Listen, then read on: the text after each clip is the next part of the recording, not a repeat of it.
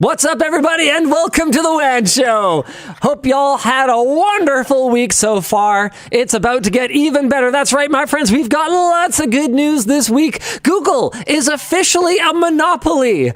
Wow, really? No way. What? Oh, this is amazing. I can't believe this is happening. YouTube is testing Twitter-esque notes, which will allow community members to issue corrections on videos. Fascinating. What else we got this week, Mr. Luke Lafreniere?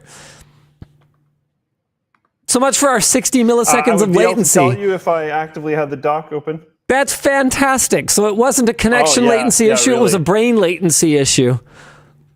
You still don't have the dock open, do you? Wow. Good Lord. I don't think we're actually at that right now. But anyways, what's in the dock? What's interesting? Did you mention CoffeeZilla? No. All right. Logan Paul sues CoffeeZilla for defamation. That's totally going to work, of course. Also, RIP Game Informer. 33 years long they've been running, and now they're gone.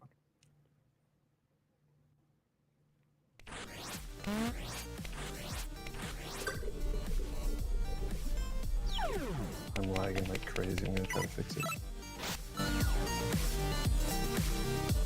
Pop a caffeine pill. Ooh, there we go. That helped. Nice. The show is brought to you today by MSI, Squarespace, and Backblaze, of course, alongside our chair partner, Secret Lab. Let's jump right into our headline topic. Google is a monopoly? On Monday, a judge ruled after having carefully considered and weighed the witness testimony and evidence, the court reaches the following conclusion. Google is a monopolist, and it has acted as one to maintain its monopoly. It has violated Section 2 of the Sherman Act. The 277-page ruling details all the ways that Google has controlled and maintained their control of general search services and search text ads. The court was convinced that Google's default distribution deals with browsers and platforms is its biggest advantage that prevents competitors from having a fighting chance at creating a viable alternative. Regarding Google's approximately $20 billion annual payments to Apple, Judge sorry if I pronounced your name wrong. It's wonderful and you're doing a great job. Determined the prospect of losing tens of billions in guaranteed revenue from Google, which presently come at little to no cost to Apple, disincentivizes Apple from launching its own search engine when it otherwise has built the capacity to do so. In 2020, Google conducted a quality degradation study, which showed that it would not lose search revenue if they were significantly to reduce the quality of their search product. Imagine that. I'm sorry. I'm taking a break from the notes. I'm taking a break from the notes. Luke, I know, isn't that great? Imagine, if you will, conducting an internal study at Floatplane Media, okay? Where you guys kind of went, if we were to make our product 10% or 20% or 50% crappier, would we lose any revenue? And then reaching the end of that study and going, oh, well, the rational conclusion is we should make the experience crappier because we're not going to lose any revenue. I know that the whole motto, don't be evil, and it changing, or, whatever thing is not as black and white as their motto is don't be evil and then they changed it. It's not that simple, but maybe it should be. Maybe Google should just, humor the internet lorists who believe that was their original motto, and they should bring back the motto. And they should just have "Don't be evil" as their guiding star. Because wait, was that not their original motto? I think it was, but then when they changed it, it wasn't that they just got rid of it. It was still part of it in a way or something. It just isn't quite as black and white. Okay, dude, I have 100% noticed Google search getting actively worse. Oh yeah, pretty much everyone that I know has. Especially over the last few years. So while it doesn't surprise me that the search product has been degraded over the last 4 years, what does surprise me is they literally did a study and were like, can we do this? Green light, check mark, rubber stamp. It's totally going to be okay because it can't affect our revenue. What kind of short-sighted thinking is this? Yeah, I just can't, Luke. I can't. Yeah. It's difficult because like I don't think you can write regulation to like not allow that to happen, but I wish we could. But I don't think it's like even possible because they do. It's called the Sherman Act. Okay, what's the Sherman Act? Well, no, that's basically it addresses like monopolistic behavior essentially. Okay, but I don't even mean within a monopoly. Like, but that's why companies do this at all. That's why it worked really well here. Yeah, that's why it worked because they could just buy their way to their dominant position. They don't actually have to make a better product because they can just make sure that absolutely nobody with any capacity to compete with them will ever exist. Yeah. All right, our notes go on. Generative AI has not, or at least not yet, eliminated or materially reduced the need for user data to deliver quality search results. So that was one of the other findings. Interestingly, Google was not sanctioned for destroying internal communications, but that was because the judge was already convinced by all the evidence. That's hilarious. Imagine that. Imagine destroying evidence and getting away with it because you didn't destroy nearly enough. I still think they should get in trouble for that regardless. Even if it didn't end up, like, if it didn't matter, it's still a bad move and you should get in trouble for it. But anyways. It's like, yeah, you should have, man, okay, you know what? No, I was going to get grisly. The ruling is for the liability phase. The next step is appeals for Google and the remedy phase where Judge Mehta can possibly force a breakup of Google. The closest parallel to this case is Microsoft's antitrust trial in 1999. They did successfully appeal, but they reached a settlement preventing them from acting anti-competitively in the browser market. Now, here's my question. How about a settlement that prevents Google from acting anti-competitively in any market they participate in? What do you think? And while we're at it, why don't we open the books back up on Microsoft and their recent behavior in Windows? With AI stuff? Oh, dude, yeah, with Windows, yeah. Dude, how many times am I going to be prompted about a Game Pass subscription by my stupid operating system? Why do I have to deal with this? You know that whole thing where it's like snooze for 3 days, remind me later, and it makes you go through the setup wizard again, and it prompts you to use Edge again. Have you gone through that? No, I've never had that happen. Have you seen how Teams will ignore your default browser setting on your computer? Dude, that was recent. That was recent. Microsoft is 100% back at it. Like, that one is so brazen, so obvious, so clear cut. They are using their position in the workplace communications market with Teams, which, by the way, they bundle with Office in a way that actually you could argue their behavior with Teams is anti-competitive and monopolistic. So they leverage their position in Teams to effectively force anyone who isn't going to dig around in the menus to use flipping Edge anytime they click a link in Teams. Why would anybody want an application to ignore their default browser? And they clearly knew better because it used your default browser before. This change happened, like 6 months ago or something like that? I don't remember exactly when they changed it. And you can fix it, but most users aren't going to know how. Dude, it was broken on mine for a bit. I literally couldn't. I brought someone into my office. I showed them. They were like, wow, you literally don't have the button that I have. It was unbelievable. It could have just been a bug. My computer was being kind of funky at that time, so you never know. You can see weird stuff when a computer's unstable, but like they're simultaneously running old Teams and new Teams right now. So like it might have actually been a problem on like one of the versions of Teams. Yep. So I don't know. Yeah, I think I was using new Teams at that time, but I'm not 100% sure. Oh, dude, the fact that this took so long. The fact that so much of this goes just completely under the radar. The fact that we haven't seen a major antitrust case like this since 1999. I've got to say, like, I don't know everything about what the Biden administration has done. I don't know exactly what their role was with making adjustments to the FTC, but I am super liking what the FTC has been doing lately.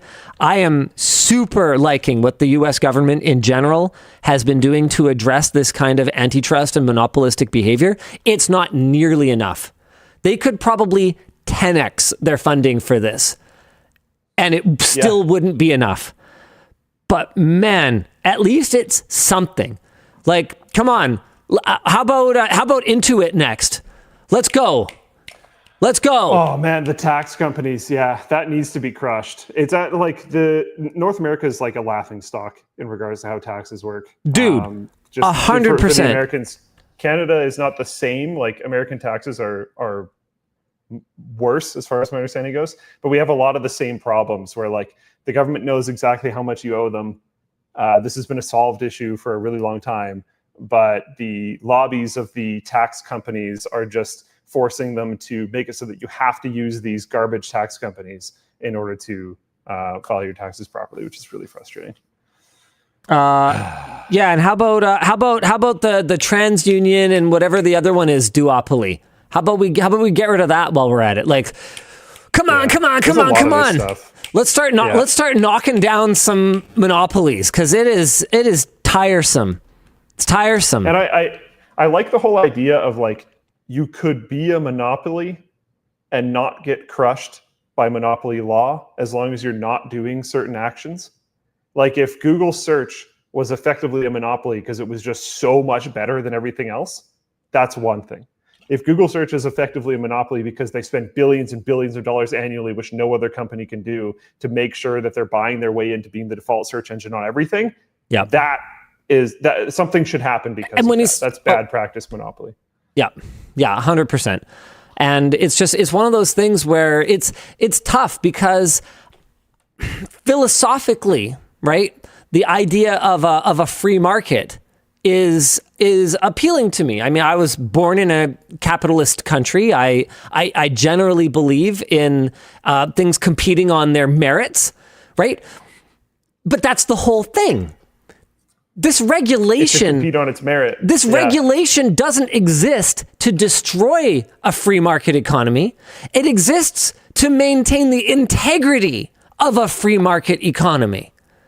And I think that's what a lot of folks are missing sometimes when they see government regulation come down on the behavior of companies like this. No, they're not. This isn't a government overreach. This is the government doing its job to give everybody a crack instead of just Google and their executives and their shareholders.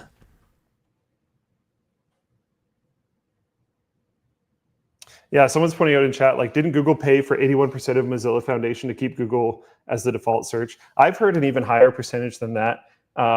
And this might actually end up hurting Firefox a lot. But I also think without certain monopolistic practices, Firefox wouldn't be in the rough spot that it is right now. So it's like Google, like monopolistic practices are propping up Firefox, who never would have needed to be propped up if it wasn't for monopolistic practices. Like, so we can look at it now. We could go, but look at the collateral damage there will be if they don't do these deals anymore. It's like, you're right. We never should have. This shouldn't happen. That sucks. But we never should have gotten here. Yeah, and we can't just allow it forever because we allowed it for a while and it's created problems. I mean, it's like the way that they've allowed housing prices, the bubble to balloon the way that it has here in Canada, particularly in markets like Vancouver and Toronto. And everyone's looking at it going, well, you can't let the market crash because think of all the people who are over leveraged. It's like, oh my God, at some point it's going to pop. It can either be really, really, really painful, or it can be even more painful. Those are the only options now. Ugh. Yep. Yeah, it's brutal. And to be very clear, I'm very worried about what's going to happen with Mozilla Foundation. Yeah, me too. I think this is going to be really rough. I hope, as much as I don't really like Bing that much, I kind of hope Microsoft swoops in and puts some Bing contract in place and pays them a bunch of money to make Bing the default or something. I don't know. But if they do that, are they engaging in the same practice? My biggest problem with some form of search is going to have to be the default somewhere. In my opinion, I don't have a huge problem with that being a thing that happens. My problem is that Google was all of them. They were all of those contracts. They had that contract with Apple forever. They had the contract with Firefox forever. They had the contract with everyone forever. It was across the board. It wasn't like a few companies are fighting in different arenas. It was Google fights everywhere, and that's it. I don't think these kinds of deals will be possible. I mean, there is no way that you can make an argument that Microsoft, other than Microsoft's extremely low market share. So that's where they could make an anti-monopoly argument is, hey, we're a scrappy underdog in this space. But they Microsoft, are genuinely, though. Yeah, but they're also, literally one of the top valued companies on the face of the earth. And so, but in that space, they are a massive underdog. Sure, but imagine this, right? Imagine if, let's say LVMH or whatever, the Louis Vuitton, Hermes, whatever, that luxury brand, Bernard Arnault or whatever his name is. Okay, I'm trying to pick an extremely valuable company that is not in tech. That's the point. So this is an enormous company. Okay, so if they were all of a sudden to go into a space that is much smaller than they are, so let's say a technology YouTubing. Okay, if their market share in views for that was effectively zero, it was 1% because they started a channel. If they were to go around and pay Google a bunch of money to be the first result anytime anyone searches for any video around tech, that is absolutely an anti-competitive behavior, even if they don't have a dominant position. You can buy advertising, but it has to be on a level playing field. And the fact that these are backroom deals, as opposed to, if Mozilla, for example, just had a completely open affiliate program, for example, that everyone pays into equally and everyone has an equal shot at, then I think that's a completely different story. So if every time you installed Firefox and it asked you to select your browser and it was a completely randomized order, or not your browser, sorry, search, your default search, and all of the potential default searches would have a chance of showing up at random, and then whoever people click... Random order, not showing up at random. Yeah, random order. Whoever someone clicks, they have to sort of pay them a commission for being the default browser on that install or something. As long as everybody can participate equally, then that's fine. But if it's pure pay to win, and it's happening in a way that is not open and is not accessible and nobody else even gets a shot at it, then no, I don't think you can really get away with that. What do you do about, so I don't hate the idea, but what do you do about groups like DuckDuckGo, which aren't going to have any money to pay into this affiliate program thing? I'm not saying it's a solution. If you have to include them anyways, then no one's paying. Yeah, and then if no one's paying, then there's no, like, the community funding for Mozilla is like practically nothing. Yep. People don't contribute to free software. It's basically a joke. Like, it happens, but it's enough to buy developers coffee. It's not enough to actually properly support people. I don't know. I don't know the answers to this. I'm just saying that, Microsoft buying Bing default is not the answer, because the way that it is supposed to work is products are supposed to compete on their merit. And buying your position is not competing on your merit. Buying advertising space that is clearly delineated as such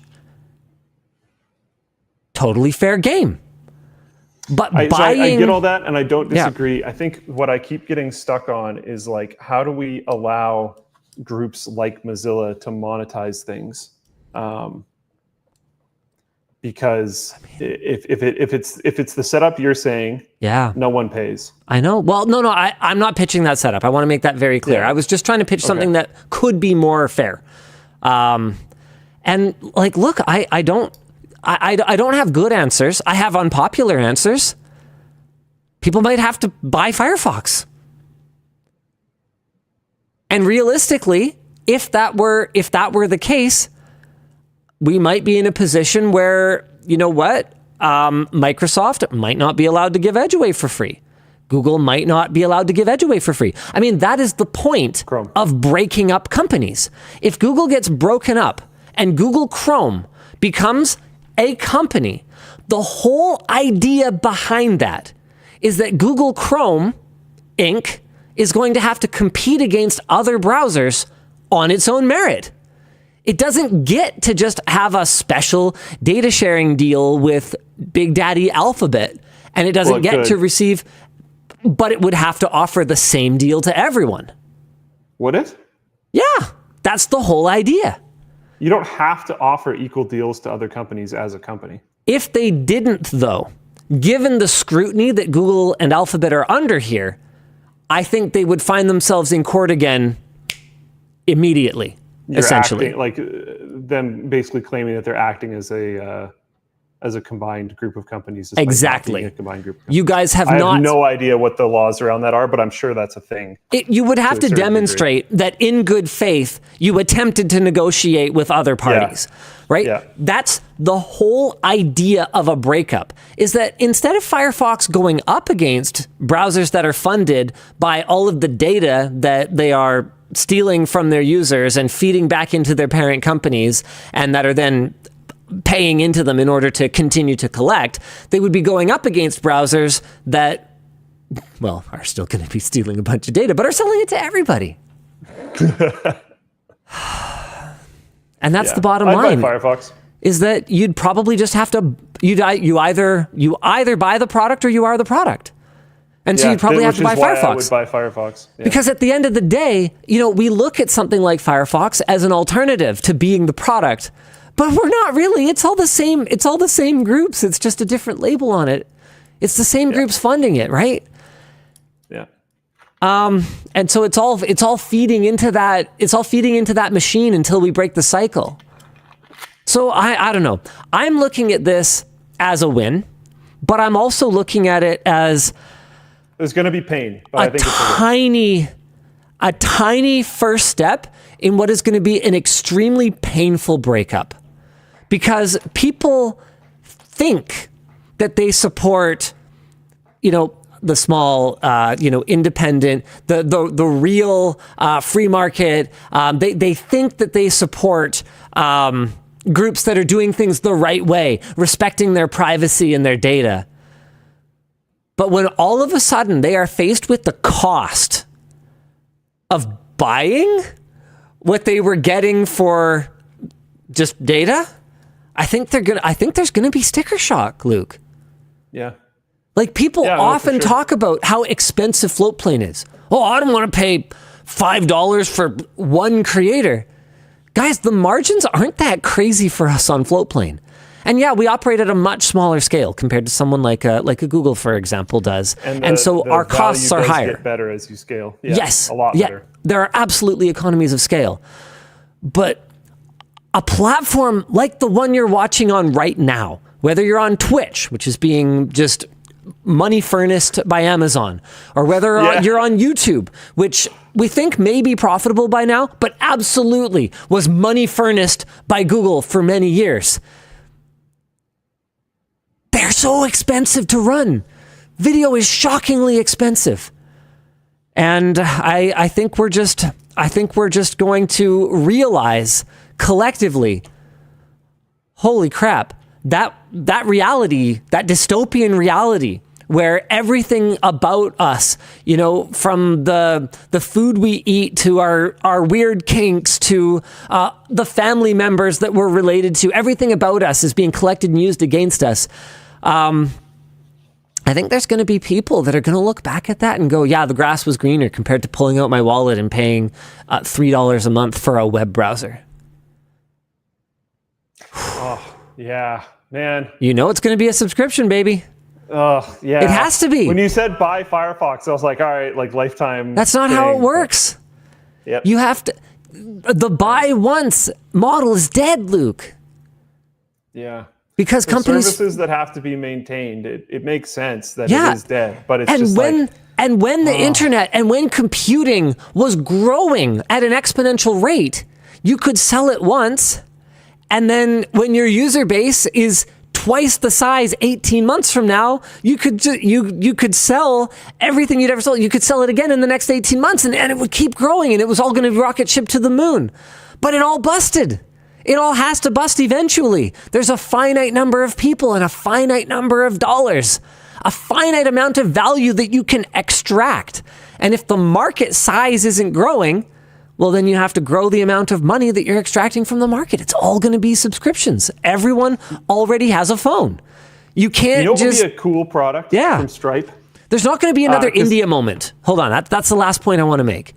There's not going to be another India moment in the world ever. India comes online. When India went online, my goodness, did it happen practically overnight. I forget what the carrier was, but they basically, a value carrier launched in India for the first time. And it happened right at this intersection moment when smartphone prices reached attainable for the first time. And a country of over 1 billion people just came onto the internet, and there was explosive growth in all these areas. Where's the next market that's going to do that? Birth rates are falling across the vast majority of the developed world. Pretty much every country is connected, at least to a very significant degree. I mean, we're still going to see growth from Africa, for example, but it's not going to be like that. Sorry. Okay, go ahead. No, I've been having a decent amount of conversations with people at this event already about payments processing and Stripe and PayPal, and a pretty interesting product that Stripe could make. I don't think they would actually want to, because they'd lose out on one of their probably biggest revenue streams. But it would be cool, in my opinion, as we're getting to more and more subscriptions. One of the most annoying things to me is not necessarily the cost per month, but it's the just genuine volume of subscriptions and payments that are coming through. So one of the conversations that we've had is the benefit of bundling payments. So if you have a certain platform that has multiple subscriptions on it, paying for all of those subscriptions on that one platform at the same time. So if you're a Patreon or a Floatplane or something like that, if all the payments go through at once, how these payment processors do their fees is it's generally a percentage plus a fixed cost for every transaction. So most North American, or most American really, transactions are 2.9% plus 30 cents, unless you have some negotiated rate. But most people don't. I've seen fixed rates as low as 15 cents, I think. It depends. Yeah, there's different models that you can use. There's particular microtransaction models that you can use through Stripe where the where the numbers are a little bit different. It shifts. That a standard transaction is 2.9% plus 30 cents. Got it. But you would know better than me, so go ahead. But so that 30 cents is where a lot of people can save a ton of money. Because I mean, if you're doing 10 million transactions in a month, 30 cents is $3 million. Let's go. Every month. Yep. Yeah. So you're looking at $36 million a year. So if you can bundle, if one user has 3 subscriptions, if you can bundle into one payment, you're saving 60 cents a month on that user. Yeah. So it'd be kind of neat if Stripe as a platform, if you instead of having you would need accounts on both, but if you had almost payment by Stripe in the way that you have PayPal, Apple Pay and Google Pay, and then Stripe bundled all your payments into one big payment. Dude, they have zero interest in doing that. They have no incentive in doing that. But it would be so good for me. Like if I could just go to Stripe and on Stripe see all of my subscriptions. Yep. So it's all nicely laid out in one spot. I could cancel subscriptions right through there. And then it just came out in one big payment every month. That would be sick. That would be super cool. I think the only entity that could probably do that would be like a major American bank. Because realistically, part of that the handling fee, that the transaction fee that they're dealing with is not just collecting the money from you, but also routing it to where it needs to go. So by combining them, yes, they're only doing the one payment from you, but they still need to split everything out to all of the different end destinations. So it would have to be a cooperative effort between a group probably even of the big banks where they all go, okay, we're not going to charge each other anything to do these interbank transfers, and we're going to absorb the ones that go outside the network in order to do this this sort of subscription bundling and save. Oh shoot! Wait, save. We're the ones who collect this revenue. Crap. No, we're just not going to do this. Like the only kind of market where I could see something like that happening, because you're absolutely right. That is how it should probably work. The only market where I could see something like that happening would be somewhere like China, for example, where it's dictated by the central government, and these entities are only sort of bonk people on the head and be like, hey, stop wasting money. Essentially, yeah. Yeah, and some people pointed out in chat that this is a thing. I know this is a thing on the platform level. Floatplane does it. What I'm saying is I wish this was a thing on the payment processor level. Yeah. So if you followed, let's say you didn't know that DankPods was on Floatplane. If you followed DankPods on Patreon and you followed LTT on Floatplane, and both Patreon and Floatplane used Stripe as a payment processor, then essentially we could opt into this program, and then Stripe on the back end would take one payment from you for that month, and it would divvy it out to the two different platforms for your two separate subscriptions. That's what Luke is pitching. Yeah. I think that would be really cool, personally. And some people have asked how that would work, because if people subscribe at different times, there's this whole math you can do to figure out pro rata to adjust for that and yada, yada, yada. It's definitely possible. Like I said, we do it already. I would just like it to be done on the payment processor end. But I think there definitely isn't a per transaction financial incentive for Stripe to do this, but I do think it could be a good market getting more customers thing, because that would make me prefer to use whatever platform did this over anything else, personally. Oh, Wade actually shut down his Patreon 7 months ago. So, all right, he's all Floatplane all the time. Heck yeah. Let's go, Wade. You didn't know that? No, I totally didn't know that. I didn't know he shut it down. I knew that I knew he was going to. Okay. But I didn't know he pulled the trigger. Yep. That makes sense. What a Chad. Yep. We were discussing creators who haven't had controversy prior to the show on the pre-show. As far as I know, I don't think Wade's ever had any controversy. Every time I've hung out with him, he just seems like an upright dude. He's super chill, dude. For someone who's upside down, he sure does manage to have his head screwed on straight. Wow. Australian. He's not upside down. Just calm down, all. All right. So anyway, one of the things I asked the prep team to put together was some examples of other monopolies that haven't gotten their comeuppance yet. And they put together Google themselves in September. So this was over digital ads. Okay. Meta. Oh, wait, they're getting sued by the FTC. Amazon. Oh, wait, they're getting sued by the FTC. Apple. Oh, wait, they're getting sued by the DOJ. And Microsoft and Amazon backdooring AI startups. There's a bunch of stuff. Actually, NVIDIA is getting investigated finally for some of the everyone has known forever that doing a deal with NVIDIA is like dealing with a very difficult entity that understands fully the dominance they have. Have they ever crossed the line? Hey, we're finally looking into that. Very interesting. I am so happy to see it. I want to see so much more. Whatever incoming administration we see in the US come the November elections, you personally, I'm talking to our American viewers out there, you personally need to be putting pressure on your representatives to keep this train going. This matters a lot.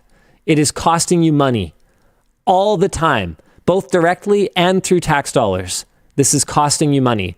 And these investigations, as long as they can get cash settlements, should be a gravy train that will pay for itself for a very long time. There's lots to investigate. Let's go. All right.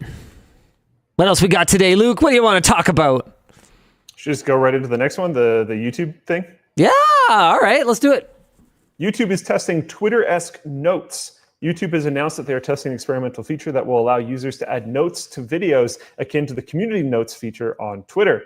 The goal of the feature is to provide context and other relevant information that may not be included in the video. In their example, they've used a video about extinct animals with a note that says that one of the species was recently discovered to still be alive. The notes will appear under the video title, where we can see other labels for helpful things like COVID-19 information, and will be rated by the community as helpful or somewhat helpful or unhelpful. Currently, the ability to write notes is by invitation only, and during the pilot, notes will be reviewed by third-party evaluators rather than the note creators. Oh, what just happened? Rather than the note creators or the community at large. There's a discussion question here that says, how well do community notes work on Twitter? Do you find that they are accurate and unbiased? I have not found that they are completely accurate and unbiased. Yeah. However, they are overall, a lot better than not having them. I think overall they're helpful, but they have problems. One thing that I would like YouTube to consider in all of this, and I haven't spoken with them directly, so this will be the first anyone from YouTube is hearing about it from me. But one thing that I would like to see addressed is right now, the creator themselves doesn't have a ton of ways to address anything about the video that they want to clarify after the fact. We used to have the ability to put text annotations at a given timestamp in a given spot on the video so that we could issue a small correction, say for a data point on a graph, or say for something that changed after the fact. Like if we said, oh yeah, the power consumption of this isn't very good, but there's a BIOS update that went up 3 days after we published our video. We could put an annotation in there and say, hey, this is something that they've addressed. It was a great way for us to deal with the constantly changing landscape that is the technology space that we cover. And at times, it was even a great way to deal with sponsors, for example, because if there was a temporary deal, we could have an annotation that said how much the discount was, and then that could go away when they didn't have it anymore and stuff like that. It was a way to keep the content of the video up to date. Not well, but it was something. They took that away under the guise of trying to make the mobile experience better and more streamlined or something like that. It's like it was horse plop then, it's horse plop now. It was never anything to do with that, and it was everything to do with that they didn't want to do it anymore. And they had good reasons for not wanting to do it. Some creators did abuse the feature. Plain and simple, whether it was through spam or trying to get people to accidentally, that you could interact with them. So trying to get people to accidentally touch them and skip to certain parts of the video. Like there were, it was definitely an abuse vector, but I do think they could have solved it. And I think just getting rid of it outright was not the solution. Right now, we do have the ability to pin a comment. We do have the ability to heart comments or heart our replies, but hearts are super inconsistent. Like, I'll see someone asking a question that, like, 1 in every 3 people in the video is asking a question about that. And what I would like to be able to do is heart that comment, reply, heart my own reply, and have that be the first thing people see so they don't need to keep scrolling and ask the same bloody question. But absolutely doesn't work that way. Not for me, not for anyone. As far as I can tell, everyone's algorithm for what comments get served to them is a little bit different. And you can have a comment that has, 6,000 upvotes or something like that and is hearted by the creator and has a reply from the creator, and it'll decay, which a decay algorithm is perfectly reasonable, but it'll decay to the point where you can't even find it at all after a little while, and you'll just be kind of perpetuating the same comments over and over and over again because people can't see that this has already been discussed, it's already been addressed. So anyway, where I was going with this is, if we're going to have a community notes feature, giving the creator the ability to address the community note, I feel, is extremely important. I don't see any obvious way to do that right now, but I would like to have the possibility for it to be a conversation. I think it's important for people to understand that community notes are not the solution to misinformation and are a form of misinformation themselves, but they can help reduce misinformation overall. Yep. I know people that have put out tweets, had a community note attempt to correct their tweet, had the community note stay for close to 24 hours, and then the community note eventually is removed because the community note was wrong. But in that 24-hour period, the community note, because some amount of people have grown to trust community notes, that community note was a fairly strong source of misinformation because people read it and then nobody's going to go back and look at it a couple days later and find out that they were So it's important to keep in mind that it doesn't automatically mean that the note is true, and you have to realistically question everything if you want to be actually certain. Will this cause the same problem the dislike button supposedly did? I think it'll create a way significantly bigger problem than the dislike button did. But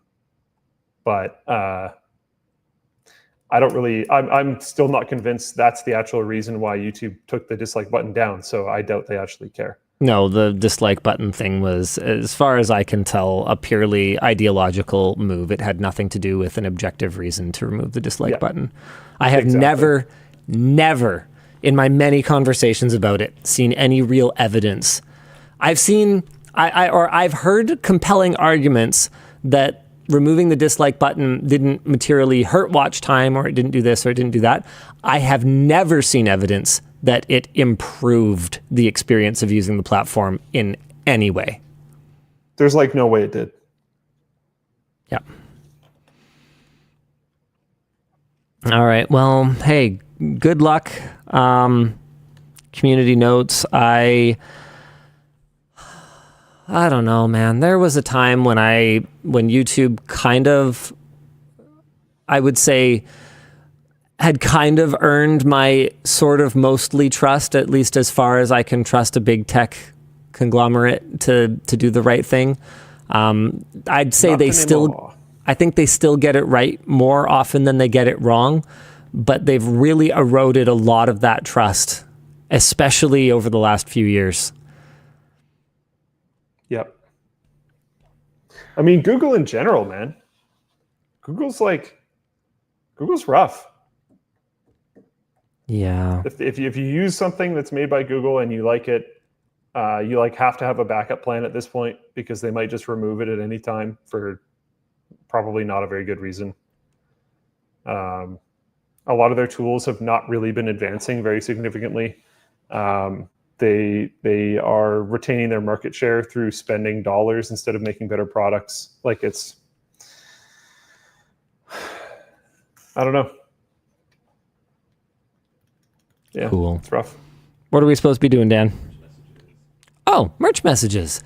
Hey, if you're new to the show, you may not be familiar with the concept of merch messages. We don't do Twitch bits. We don't do super chats. We do merch messages, so that any contribution to the show goes to us, goes to our creator warehouse team, goes to our suppliers, goes to our warehousing partner, MIBC, goes to our team to build great products like the LTT screwdriver, the Scribedriver, our water bottles, all that good stuff that you guys know and love. And the best part is that, unlike just throwing money at the screen like some of those other methods, you can throw money at your screen and also get great products in the mail.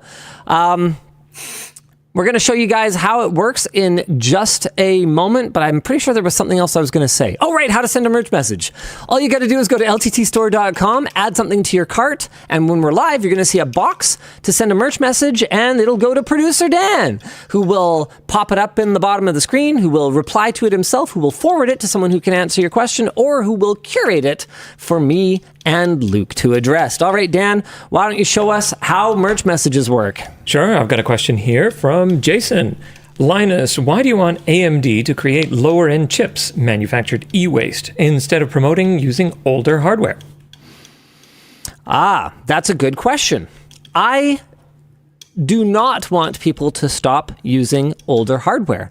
But what you've got to understand is that not everybody is comfortable buying a second-hand processor.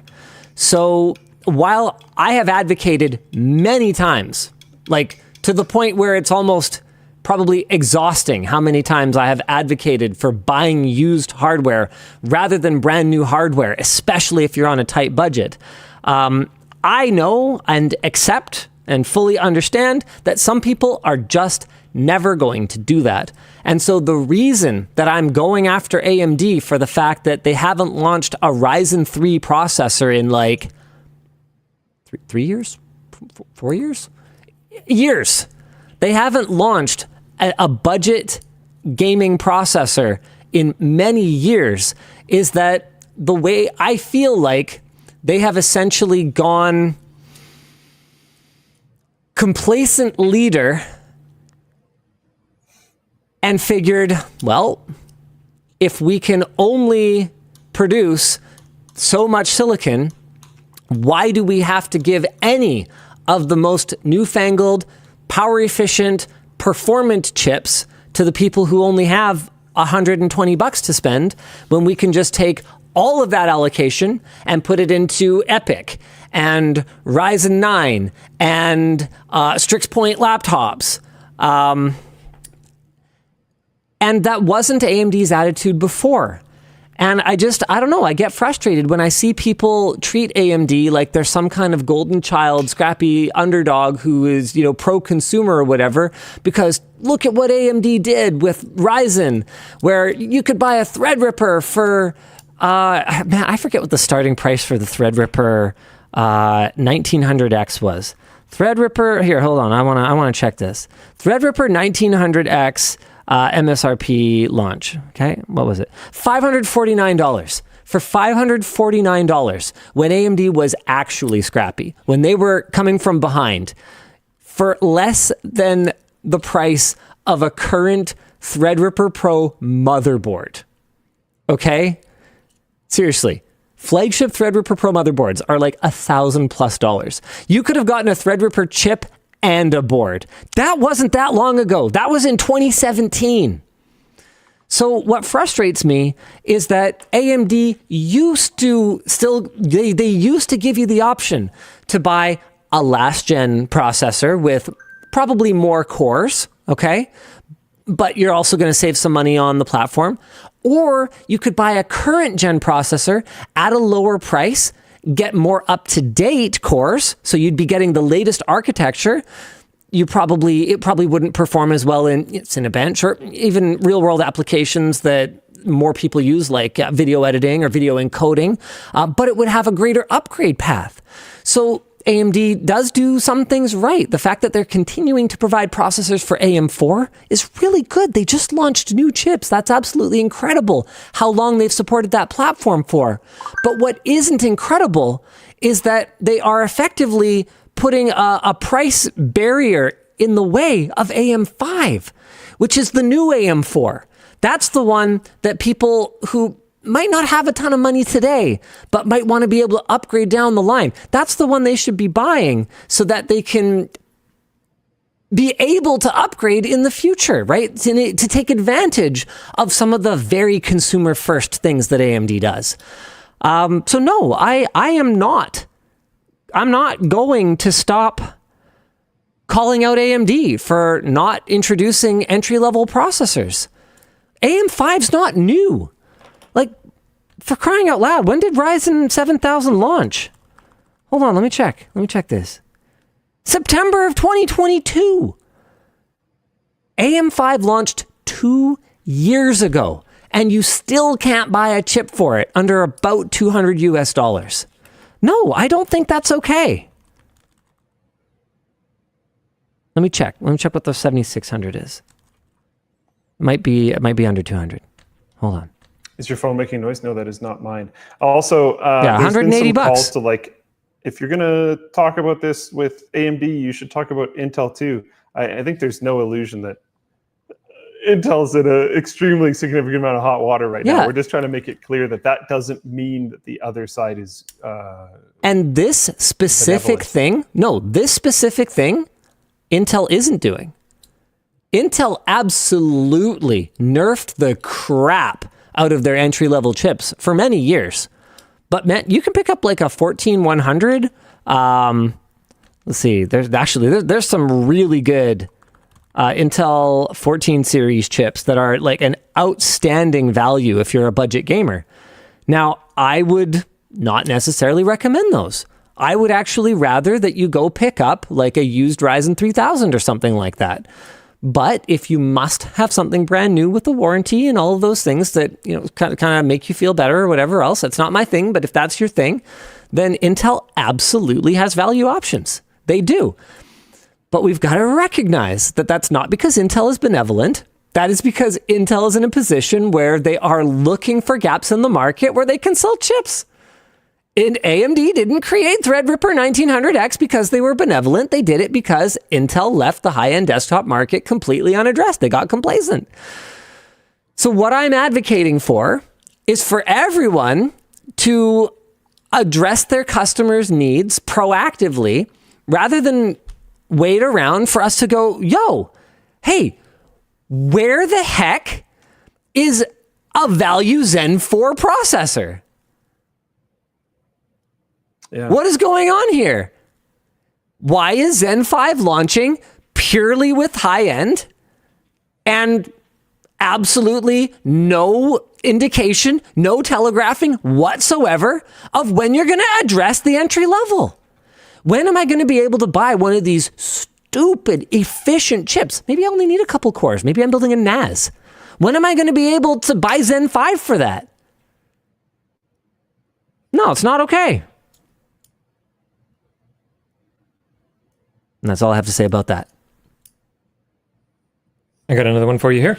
Hey, Linus, you've been daily driving Qualcomm Snapdragon. Sure have. After getting your hands on Zen 5 Strix, are you eager to switch back to AMD? Anything you were expecting to see in Zen 5, you hope to see in Zen 6? I am not eager to switch back. Oh. What I have realized is basically everything I do on my laptop is in a browser, except for the occasional thing, and I haven't run into anything catastrophic yet. I am really enjoying if you're hitting charging. that realization, should you just be on a Mac? I thought you were going to go. Shut up. I thought you were going to You're go gone. Chromebook. And got him. Never mess with the producer. Blocked. Never mess with the producer. I didn't expect that. That's pretty You're going to make me support Mac? We have a whole topic on why that's going to be hell later. Yeah. Oh, do we? Yeah. Okay. My understanding is that Apple has addressed window management in a big way. So that was one of my irritations with Mac. I'm sorry, I refuse. Search is way better. I refuse to buy a window management application. But my understanding is it's way better now. You're right. Search is way better. But if there's one thing that would keep me off of the Mac anyway, it would be Finder. I do not like Finder. I do not find it to be intuitive to navigate folder structures. I do not find it intuitive to access network shares. Apple went very DAS heavy. And it was very clear from, the Thunderbolt drive towers and just the workflows that Apple would feature in their marketing collateral that they just didn't really get NAS. The funny thing is that Apple was, I would say, one of the key players in moving 10 gig to the mainstream. Like the fact that the Mac Mini launched with 10 gig as an option, like the new Mac Mini, or the less new, whatever. When Apple made 10 gig networking an option on the Mac Mini, and then dual 10 gig on the Mac Pro, I was like, thank you. Finally, someone's doing it, because Apple's the one that does it, and then everyone else goes, oh, okay, we're not going to be, our spec page isn't going to be comparable to Apple if we don't have this. It's like, okay, yeah, friggin' A, let's finally go 10 gig. If but everything anyway, you do is in a browser, and the search on the computer is pretty good, does Finder being an annoying piece of junk really matter? Yeah, it does, because I still will. I navigate the folder structure of my computer frequently enough that it would be a problem for me. Are you just old? I don't think so. I think I just do a lot of work, and I think I just do a lot of work that requires me to be in my folder structure. Like I work at a media company. Is you looking through the folder structure on the computer a symptom of Windows search being so bad? No, because I wouldn't wouldn't do it so much if search would work. Yeah, I still would, because I wouldn't remember exactly what something's called necessarily. Like many of the files that I'm accessing are MVI 0723 dot whatever, like footage, things like that, right? I need to be able to quickly go to the folder, see it in thumbnail view. Exactly. Yeah. So with the amount of that I do, I just don't see it. And a part of it for me, I have to confess, would be just being old and set in my ways. I don't want to remember new shortcuts, like keyboard shortcuts. Yeah, me neither. I do not objectively. I believe this is objective. Apple's command key is really hard to reach compared to control for executing shortcuts. That's not something that I would ever think is better or the same. Are you rebuying that? I genuinely don't know. I genuinely do not know. People are saying Finder can show the folder path. Yeah, my issues with Finder run deeper than just seeing or not seeing the folder path. I just do not like Finder. I'm sorry. I'm sorry. I just can't. I can't. People are like, every excuse not to try it out. Guys, I switched to a Mac. I switched to a Mac for over a month. I'm just trying once. to mess with Linus. Finder freaking sucks, and I would use it too. Gomez says, Linus, sorry, but you're objectively wrong. There's so many media companies that use Mac compared to Windows. That is like, that is so flawed for so many reasons. Nothing that I said was that media companies don't use Macs. And you got to understand that a lot of the reasons that media companies use Macs, it's not because Finder is good. Like I'm talking about the way that I need to access footage. I'm not an editor. I don't use Final Cut. I'm going in and I am like browsing media files. Like it'll be like, hey Linus, can you have a look at this section of this clip? Is this something that needs a pickup, for example? I wouldn't open Final Cut or Premiere for that. I would just go find the file. So yeah, I'm telling you guys, my workflow specifically requires me to be comfortable navigating the file structure. I'm not even arguing that media companies don't use Apple. And a lot of it does not come down to Finder. It comes down to software like Logic. It comes down to software like Final Cut Pro, right? It's not. We're not even talking about the same thing. There is no objectively wrong that I find Finder to be unintuitive and difficult to use compared to Explorer. Explorer is not perfect. Explorer absolutely has its issues, but basically. Explorer's pretty good.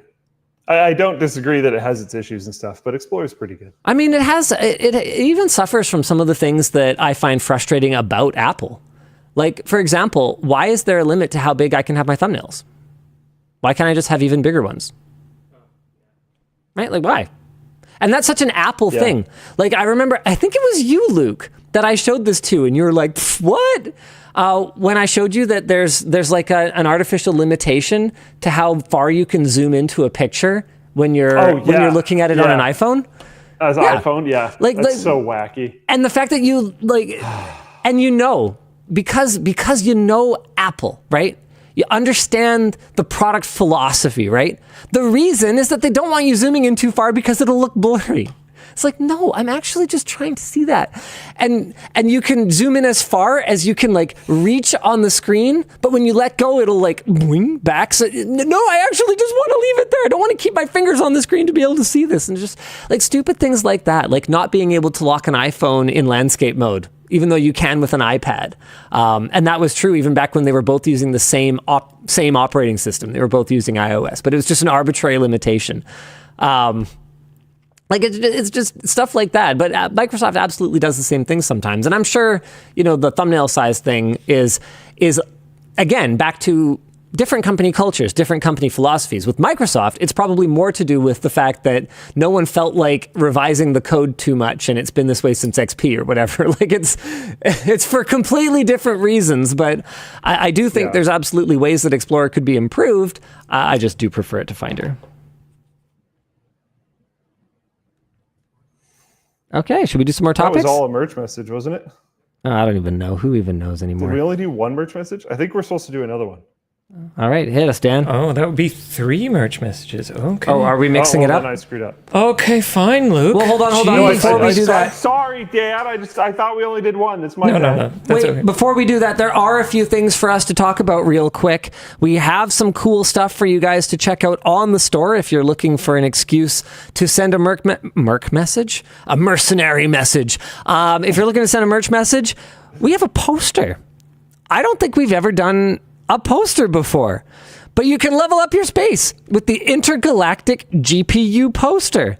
It's just a cute art print of a legally distinct GPU that is literally out of this world. Look at that. Your space too could... there we go. Your space too could look like that. Frame not included. I actually have one with me. Isn't that classy? Love it. Where'd Luke go? Oh, there he is. Anyway, where are you growling at? I have one with me. Arthur asked me to specifically call out that the frame is not... Man, I'm going to get this. Wait, how is that? Is that camera not level? I swear this is level. Okay. This is painful. Okay, there you go. That's what it looks like. It comes in a tube, and it's available now. So that's one of the announcements for the store this week. Does it come with the frame? No, Dan. I just want you to reiterate. Shout out Gary from our design team. And it's printed using pigment ink on luster photo paper, which means it's got greater color and detail and is more resistant to fading than your average poster. Oh, okay. Thanks, team. It's available in super limited quantities with a limit of 1 per person. Oh, okay. Apparently this is just like a small thing. Also... Oh, where'd it go? Here it is. Our collaboration with DeltaHub is now live. You can pick up one of these LTT... One of these LTT Carpios today using the link in the description. It's got Teflon feet, so unlike a standard wrist rest, it glides along with your hand. There we go. While you're using it, and basically supports your wrists. There's only 2,000 units available, so grab yours before they run out. We're going to have it linked in the video description. And I have one last store update for you guys. Scribedrivers. That's right. The product that should have been called the write-off. Scribedrivers are going to be in stock soon. We've been getting a ton of comments and messages asking when we're going to be restocking the Scribedriver. For those who don't know, it's a stainless steel bolt-action pen that is made out of repurposed LTT original from the original supplier that disappeared and screwed us over and then made these subpar shafts that were not the right knurling type for a screwdriver, but it turns out great for a pen. So it's made out of repurposed LTT screwdriver shafts. When we initially launched the Scribedriver, we sold out of all 5,000 of them in, I believe it was 33 hours or something like that. Like it was about a day. It was crazy. I don't think we've ever seen sales velocity like this, but I think the original Screwdriver may have been higher. But either way, this was... I don't think we've ever been as surprised by sales velocity. Certainly not. I think we had like 200 left near the end of WAN show, right? It was like... Yeah, it was crazy. Yeah. Something crazy like that. We've come a little more prepared this time. We're going to have 10,000 available next week. but there's over 11,000 people already signed up for a notification. So if you want to secure your Scribedriver before we run out again, sign up to get notified at lmg.gg/pen, and then you will know exactly when we restock. I've seen so many people that are like, OMG, I'm being so careful with mine right now because they don't have any more stock. I'm going to buy another one like as soon as they restock so that I like don't have to be stressed about losing it. People are freaking loving this thing. All right. That was it, Dan. Where are pens? Is pens under tools? Yes. The pen is under tools, which is fine. It's a writing tool. But seriously, guys, 5 stars. Let's go. Look at this. Oh, the big one that I found is a bit disappointing. Well, look, that's all the proof you need that we do not censor people from posting their real impressions on our site. All right? There you go. Jeez. Awkward. This is what happens when I'm browsing the site live. You got to love it, right? That doesn't change the overall picture. 5-star product. Yeah. All right, what are we supposed to be doing right now? Okay, more topics. Let's go. And I'm sorry, Zeal from Akron, US. I'm sorry. The seam between the two sections is noticeable. Yeah, I know the seam between the two sections is noticeable. That's because they're made of different things. This part is made of salvaged screwdriver shaft, but the shaft is not the length of the whole pen. We had to machine a separate thing. That's why they are separate things. Okay, well, all right. Well, anyway, cool. Yeah, no, we wanted to reuse as much of the original material as possible. That's part of the coolness of the product is it's recycled materials. Alon says, I wouldn't buy a 5-star product that didn't have some critical reviews. That's fair. That's fair enough. Oh, that's going to be a fun video. Luke, we finally did it. We did the lowest rated PC. We shot it this week. So David scoured NewEgg for the worst product, the worst rated product in every category, and we built a PC using all the worst rated products. It went about as badly as you'd expect. Now, we didn't take products that were 1 star, but just had 1 review and it was like defective. So I think our threshold was it had to have at least 5 reviews. But we ended up with a lot of 2.5, 3-star products. And without spoiling too much, David tested it to make sure everything worked, and it didn't fully survive the shoot. Wow. That's it's good. Yeah, it's good. It's a fun video. It's going to be a good one. I'm pretty excited for you guys to see that. Okay, next topic. Nope. I have more community announcement things. Oh, okay. There's an article on the lab that was basically just published, which is a deep dive into overclocking the new Ryzen 7 9700X. This is a first of its kind of like article type on the lab. And it's very cool. You should check it out. Ooh. And it's there. It's long. There's a lot of information. Scroll through it. Go faster. Speed. I am speed. I'm overclocked. This is as fast as I can go, no matter how many watts you give me. I don't believe you. What about 4,500 amps? So if you guys are... I think that's I think that's what the motherboards are giving this. Oh, CPUs. okay. Sorry. I went somewhere else with that. I thought it was going to be letters that spelled something or something. Or no, like way dumb. 8,008 amps or something like that. You know. Can you turn off your phone notifications, please? Me? Yeah. Oh, thanks. Oh, is it his? Okay. Yeah. I don't even know where my phone is. Oh, there it is. Thanks. It's under my leg. Fine. Bliss. Oh, hold on. It's my wife though. It might be important. One sec. Okay. I don't know what that means. Cool. Oh wait, no. There's more. There's more. There's a tech hoarders auction. We made a video where I went to David's house. Luke, do you know about this?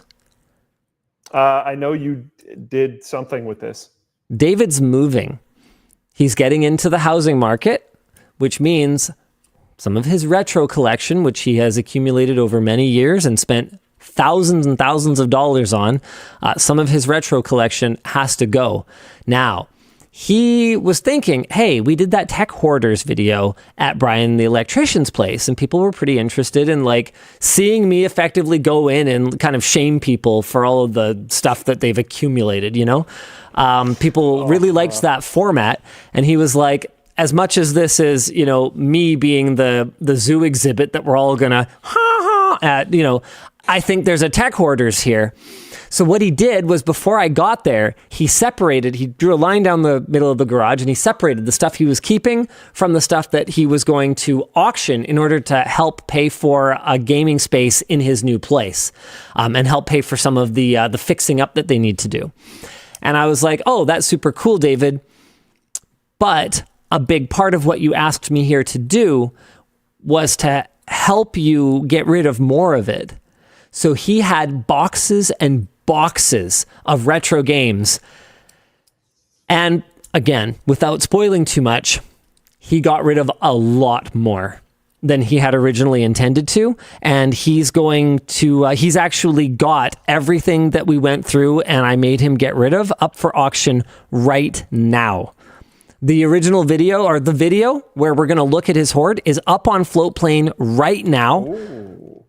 So I think that actually went live. Oh, shoot. I just closed Floatplane chat. Way to go, Linus. I think that went live. Yeah, that went live while we were on WAN show today. I'm auctioning his collection, Tech Hoarders 2. Absolutely incredible collection, guys. You're going to see some stuff, okay? Like, why does he own Food Fight for Atari? Why? Why does he own? Classic. Why does he own? That sounds Pimp, awesome. Why does he own Pimp My Ride for the PlayStation 2? Classic. Okay, yeah, exactly. So the video is live on Floatplane right now, where you guys can check out what he's going to have for sale. I believe it's going up on YouTube tomorrow. We wanted to make sure people had time to bid on stuff, though, so we're letting the WAN show know so they can go take a look right now. It's at Urban Auctions. And the listings are dispersed among non-LTT listings. So we asked them to add an LTT keyword to the listings, but haven't heard back. So look for the listings with this gray hardwood as the background. Oh, good Lord. Okay, well, at any rate, if you go to Urban Auctions and then Refine Search and then LTT, basically anything here is a piece of David's collection. And there is some very, very interesting stuff in here, guys. Like, dude, it's kind of wild. Analog consoles, so many consoles, a lot of modded consoles that he personally modded. There was a lot of stuff that I was kind of tempted to pick up. I'm not seeing Einhunter. He must be keeping it like a complete in box Final Fantasy VII. Oh yeah, man. There's some analog consoles that I don't want to go into it so much. I have been trying to get them for a long time and talked to certain people, and they said that I could get them, and I have not found a route to getting them. I really wish Analog continued to make some of their older stuff. Mm-hmm. Okay. Hopefully they can figure that out eventually. Nope. The listings should all have LTT in them now. We have heard back, so it's all good. What auction site was it again? urbanauctions.ca. Dan, do you want to just throw that link in all the chats? Sure. Okay. Is there anything else that's on our list of announcements? Oh, yeah. Scrapyard Wars Part 3. Coming out soon on Floatplane. Keep your eyes ready for that notification. Also, our Episode 3 giveaway is live now, ahead of us releasing Episode 3, and the prizes include 2 Jawa-edition, signed LTT screwdrivers, which I will be signing right now, apparently. So basically... Did we love hug Urban Auctions, or is my internet just struggling? Uh-oh. It has been hugged. Okay. Whoops. Well, that's just typical. Oopsie. Sorry, guys. There we go. It's just long.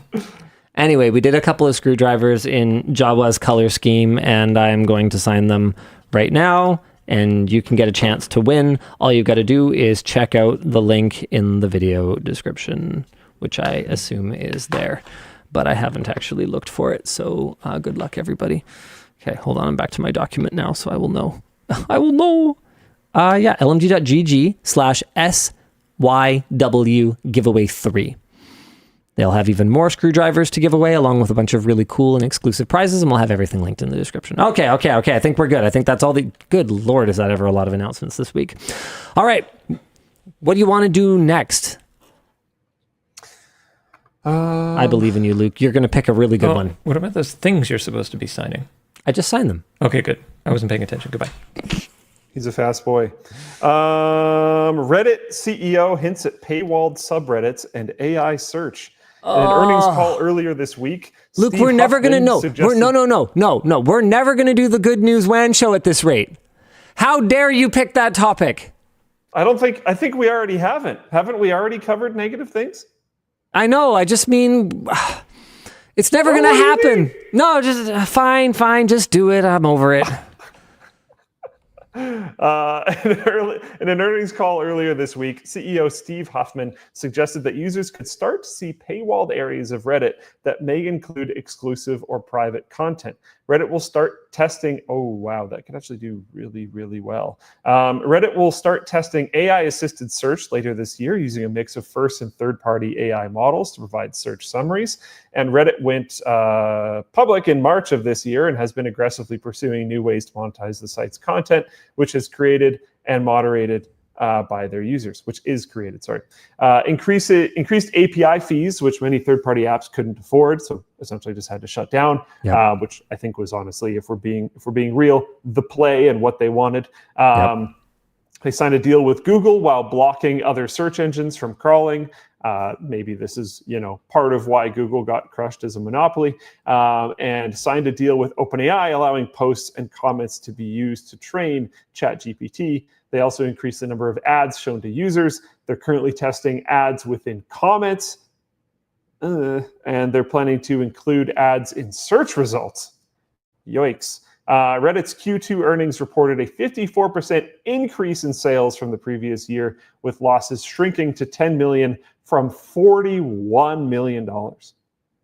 Wow. Discussion question, why do we keep on putting up with Reddit?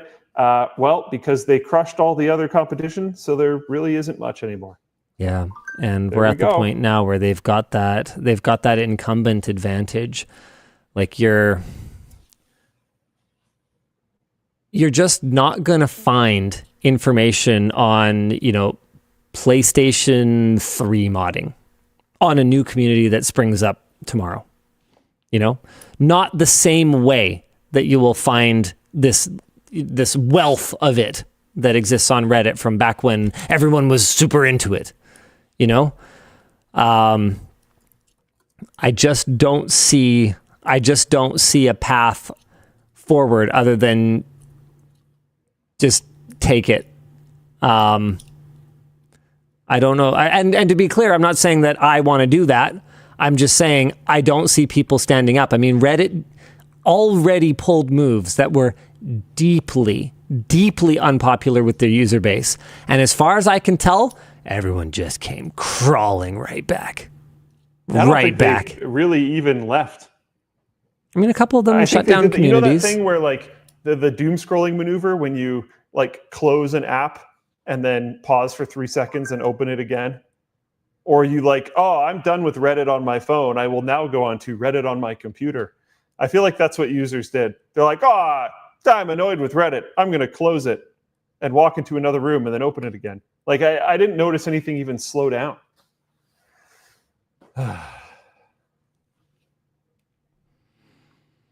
Oh, well. In other news, still not good, Google kills the Chromecast, introduces successor Google TV Streamer. They can't just call it Google TV because they killed that in the past as well. I actually wasn't done talking about Reddit. They're going to kill it with private subreddits and with monetized subreddits because they're already very adult content friendly. So look out OnlyFans. I actually see them... I thought you meant they were going to kill it as in they were going to kill Reddit. No, they're going to crush it. Enormous amounts of money from this. Yeah. Yep. Yeah.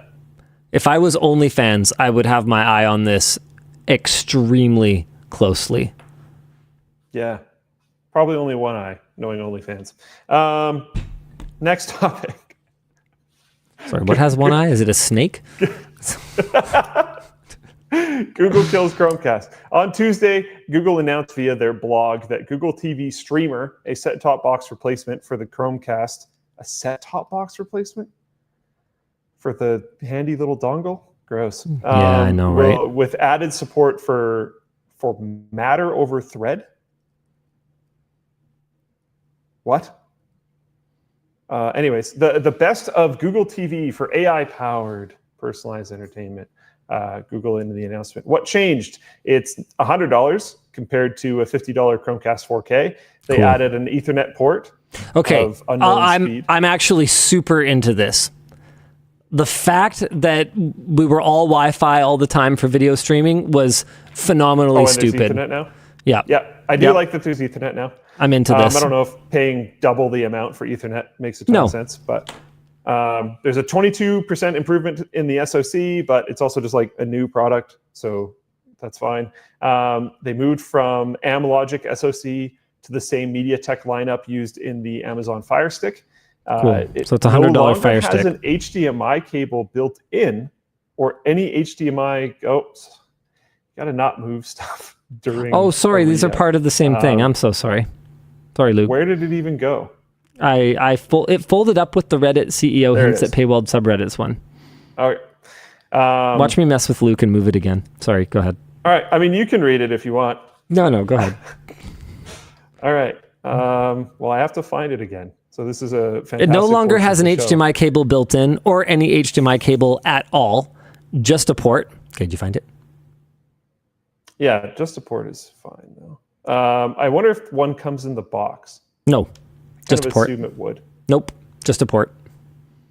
Yeah, but it says no cable built in or with it at all. Are Yeah. we sure? Yeah, I know, right? Okay. That seems weird. I mean, things don't come with Supports chargers Matter and anymore, Thread. Luke. Luke, things I don't don't come know with what chargers. this is. Well, Yeah. Matter's I like smart home thing, and I forget what Thread is. Okay. FCC filing done by Quanta Computers instead of directly from Google. Okay. The remote has a speaker now, so that you can chime in when it gets lost. Chime it when it gets lost. Okay, that's actually neat. Yeah, that's very cool. And volume buttons move to the front of the remote instead of a rocker on the side. That's I don't probably better. love that it's a set-top box. I just hate that it's $100. I don't really see why this needed to be so much bigger and so much more expensive just to add an Ethernet port, because from my point of view, that's all they've really done here. Yeah. This is a price hike. That's all it really is. Google TV Streamer is also, in my opinion, not a good name. Yeah, It's Chromecast not like a was bad so name cool. in the sense where companies make bad names that are like impossible to decipher. It's just It's so generic that searching for anything to do with it is going to bring up a whole bunch of other garbage, especially in Google's own search engine that sucks. yes. It's just, Chromecast is like, it's catchy. Everyone knows what it is. I can see how it's kind of outdated these days, because realistically, most of what you're doing with a Chromecast is not casting from a Chrome-enabled device. Like, it's kind of an outdated name, but it had such, it's so well understood. Like, it has so much momentum already. I don't see why they wouldn't just call it Chromecast 2024. Like, just call it Chromecast, even though, the Chrome casting part is not really the most important part of it. I just don't see why this has to be $100. That's my biggest thing here. Yeah, somebody in Floatplane chat said there's a lot more storage. I'm not sure about that. Why do you need a ton of storage on your Chromecast, though? I didn't know Chromecast had any storage. They and do. I never wanted any storage. You can run emulated believe games you. on them and I stuff, just- I think. On a Chromecast? I think so. Android games. Yeah. Yep. Yeah, it has 32 gigs of storage, so that's something. But, like, does 32 gigs of storage cost? That's practically anything nothing now? in the modern day. Yeah, I don't know, guys. Yeah, the hardware specs suck. It's, like, marginally faster than the old one. Ani Hikage says, I just want a streaming box experience without any attachment to Fang. I mean, what are you going to stream from that isn't going to come from, what is it, Facebook, Amazon, Apple, Netflix, Google? Like, come on. What is the new FANG acronym? I think there's a new one. Yeah, I don't remember what it is, but yeah, I don't know what the latest one is. Yeah. All right. Corsair has ditched 80 plus. They are dropping the widely recognized 80 plus power supply certification for the newer, more comprehensive Cybenetics Lab certification. So 80 plus actually doesn't measure much. It measures the efficiency of a power supply at 4 different load levels, 10, 20, 50, and 100%. Cybenetics applies more than 1,450 different load combinations to devices under test and considers efficiency, power factor, and noise level in its ratings. Bonus results comparison. What is this? Oh, no idea. Interesting. We've got the same power supply evaluated by 80 plus, Cybenetics, and LTT Labs. That's kind of cool. Here we go. Okay. Yeah, I'm screen sharing. So this is the report from 80 plus on the Seasonic Focus 750 watt. The GX-750. Oh, yeah. Sorry. GX-750 from Seasonic. So basically, input power, output power. So efficiency. It's all pretty much just efficiency. Okay. Here is Cybenetics. Already looks more for real. Cables and connectors, gauge of the wires. This is actually pretty important because I don't know if I ever saw a switcheroo where a manufacturer changed the gauge of the wires, but we definitely saw ones back in the day where manufacturers would submit for certification with shorter wires. And then they would ship with longer ones that were better for cable management, but those shorter wires would allow them to get better efficiency and a better 80 plus rating.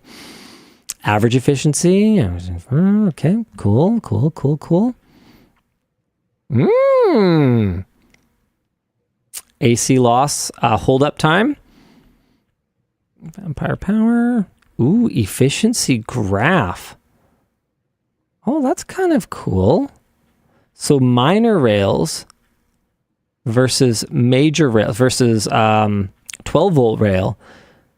Because if you have, there were some power supplies, especially back in the day, where if you had absolutely no load on them outside of the 12 volt rail, they would really struggle.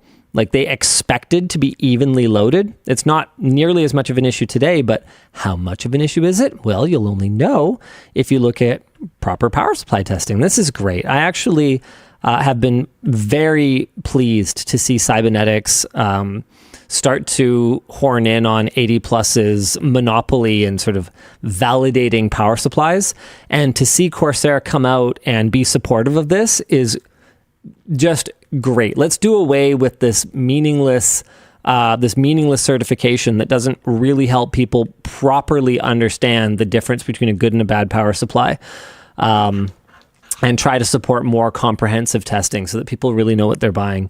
And then moving on, we've got LTT Labs overview of the same power supply.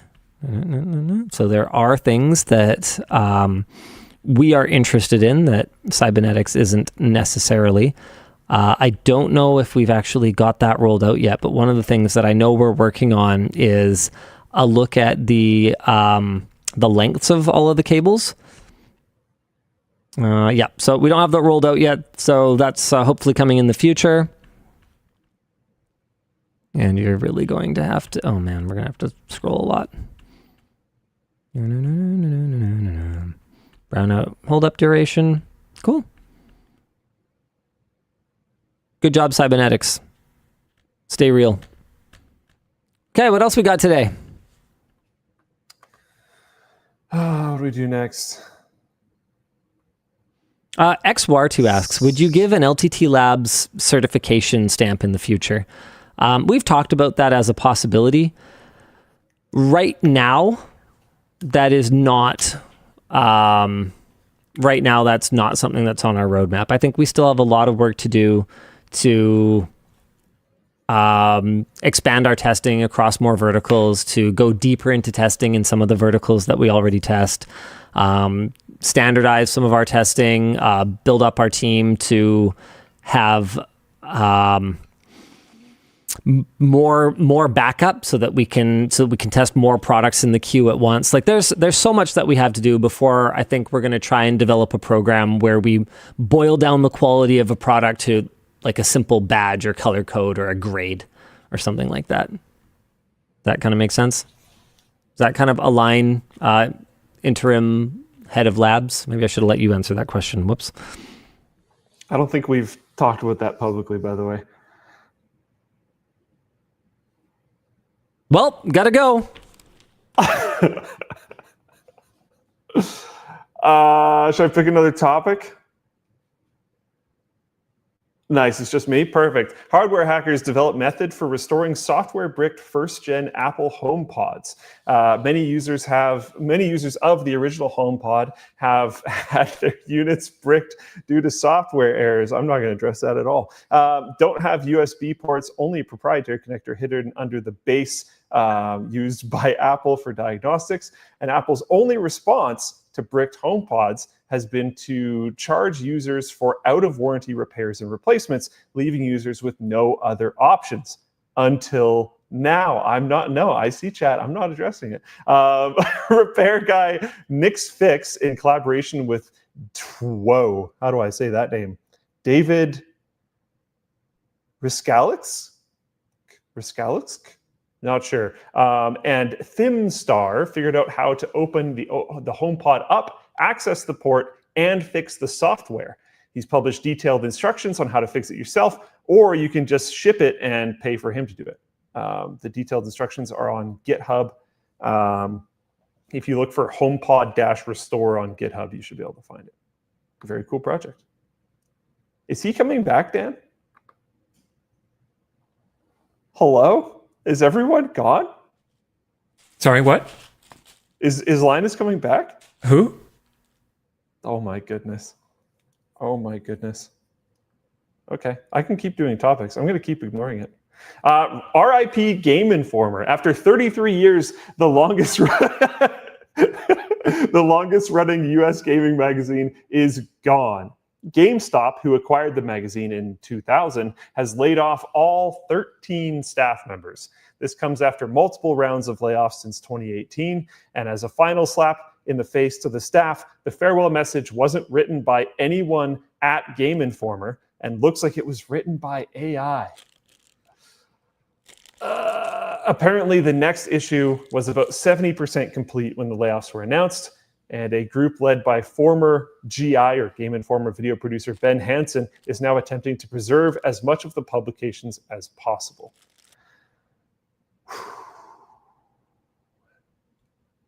Sorry, Luke, I'd love to talk in more detail about what we were talking about before, but I have some Welch's to eat. Wow, that's a lot. Wow, that's a lot. You do like Chubby Bunny with Welch's. Try to say it. Say Chubby Bunny. Chubby Bunny. That might be a first. Sorry, so what we're saying with the lab. No, we're talking about RIP Game Informer right now. That's gnarly. Oh man, what is that? There's a podcast that releases an episode like once a decade, as far as I can tell. But I like it a lot. It's called A Life Well Wasted. And they have an episode, their first episode ever is called The Death of EGM, or Electronic Gaming Monthly.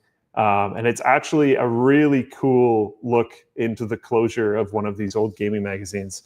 I would highly recommend listening to it. It's old, so keep that in mind. It's from like 2013 or something. But yeah, it sucks when these types of publications go down, and the like somewhat death of modern journalism has been unfortunate. But yeah. Discussion question is, what are some gaming magazines or websites that you, and then in brackets, audience, miss? And where can the people go today for news, reviews, and previews? Well, some gaming news you can get from GameLinked. Other than that, there's like Game Ranks is a really awesome YouTube channel for gaming stuff that I've watched over the years. Those guys have always been great. There's a bunch of I get all my game news from Yahtzee. From Yahtzee, Zero Punk. Well, no, not fully emblematic. Oh, right. Yeah, there was the whole fallout with The Escapist. Yes. Yeah, I think it's genuinely like mostly YouTubers these days, which is kind of weird. But well, I mean, that's where the money is. It's hard to make money in written. It's not. Yep. It's not a secret. We've talked about it so many times on the show. It's not a mystery why written publications are struggling, because you can't make money with unobtrusive ads, and people are going to block the obtrusive ads that you can make money with. So your options are just don't make money or go under. I remember like which so are I'm both in the same Vegas thing, I right guess. now for DEF CON, and I remember there was one time when I was a lot younger, when I was flying. I had a layover in Vegas for like a few hours. I didn't have a ton of money at the time, but I was stuck in the airport. I wasn't going to leave the airport, even though I was here for like, I think it was like 4 or 5 hours or something. Because like, what was I going to do in Vegas when I'm like 16? So I entertained myself by buying, I think it was like I don't know, like a PC Gamer magazine or Xbox magazine or something at the time.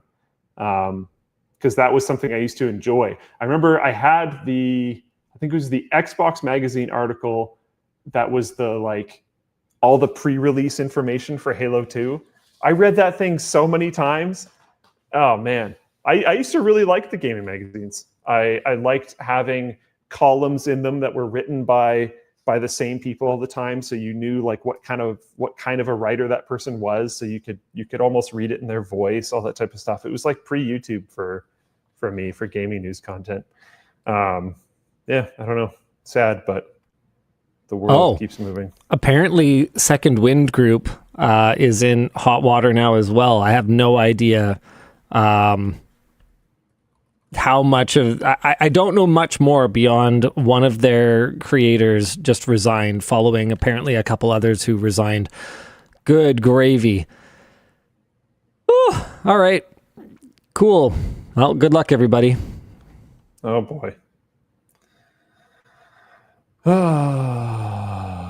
Go watch Game Linked. Yeah. Okay.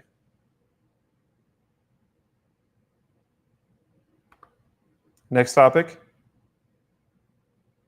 Oh, we're supposed to do sponsors. Speaking of keeping a sustainable business going, the show is brought to you today by MSI.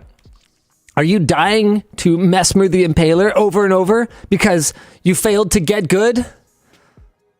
Wow, I love what a great job they did of motion tracking this to make it seem like I ever even managed to get to this point. Love it. Or is it your old motherboard slowing you down? Maybe you need some help from our sponsor, MSI.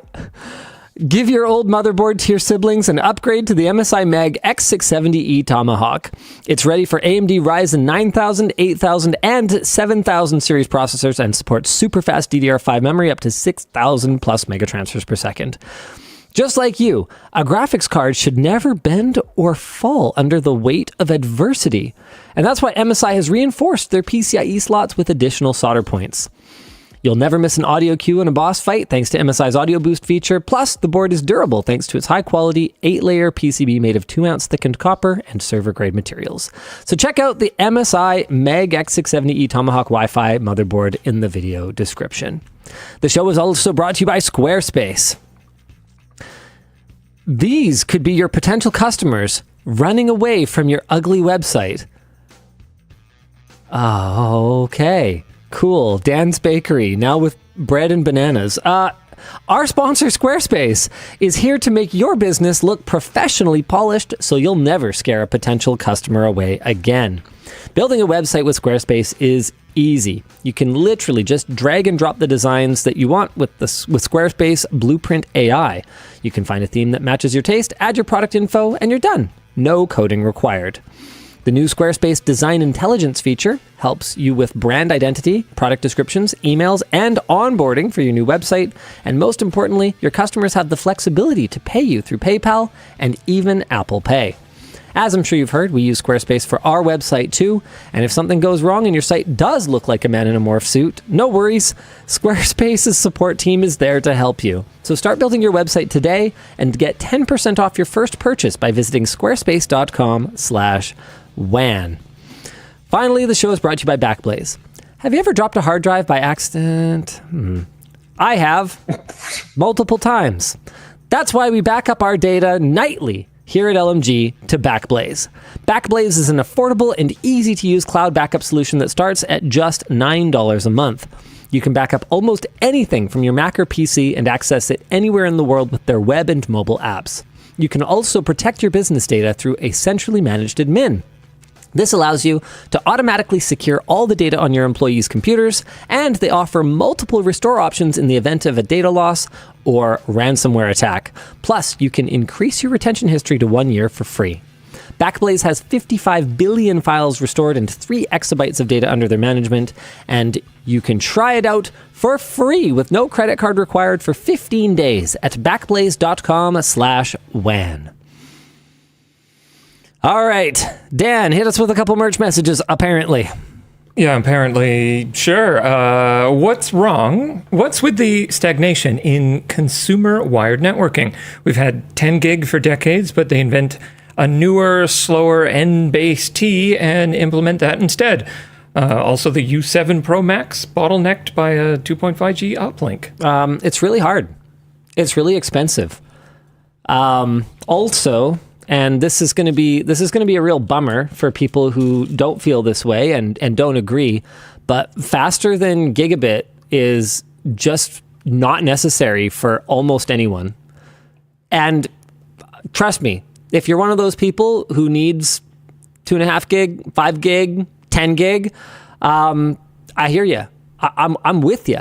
I want faster networking, but the vast majority of what anybody does is not going to be bottlenecked by gigabit, which has been around since on consumer motherboards since what? Like early 2000s, late 90s? Like I'm pretty sure socket A motherboards had gigabit networking. So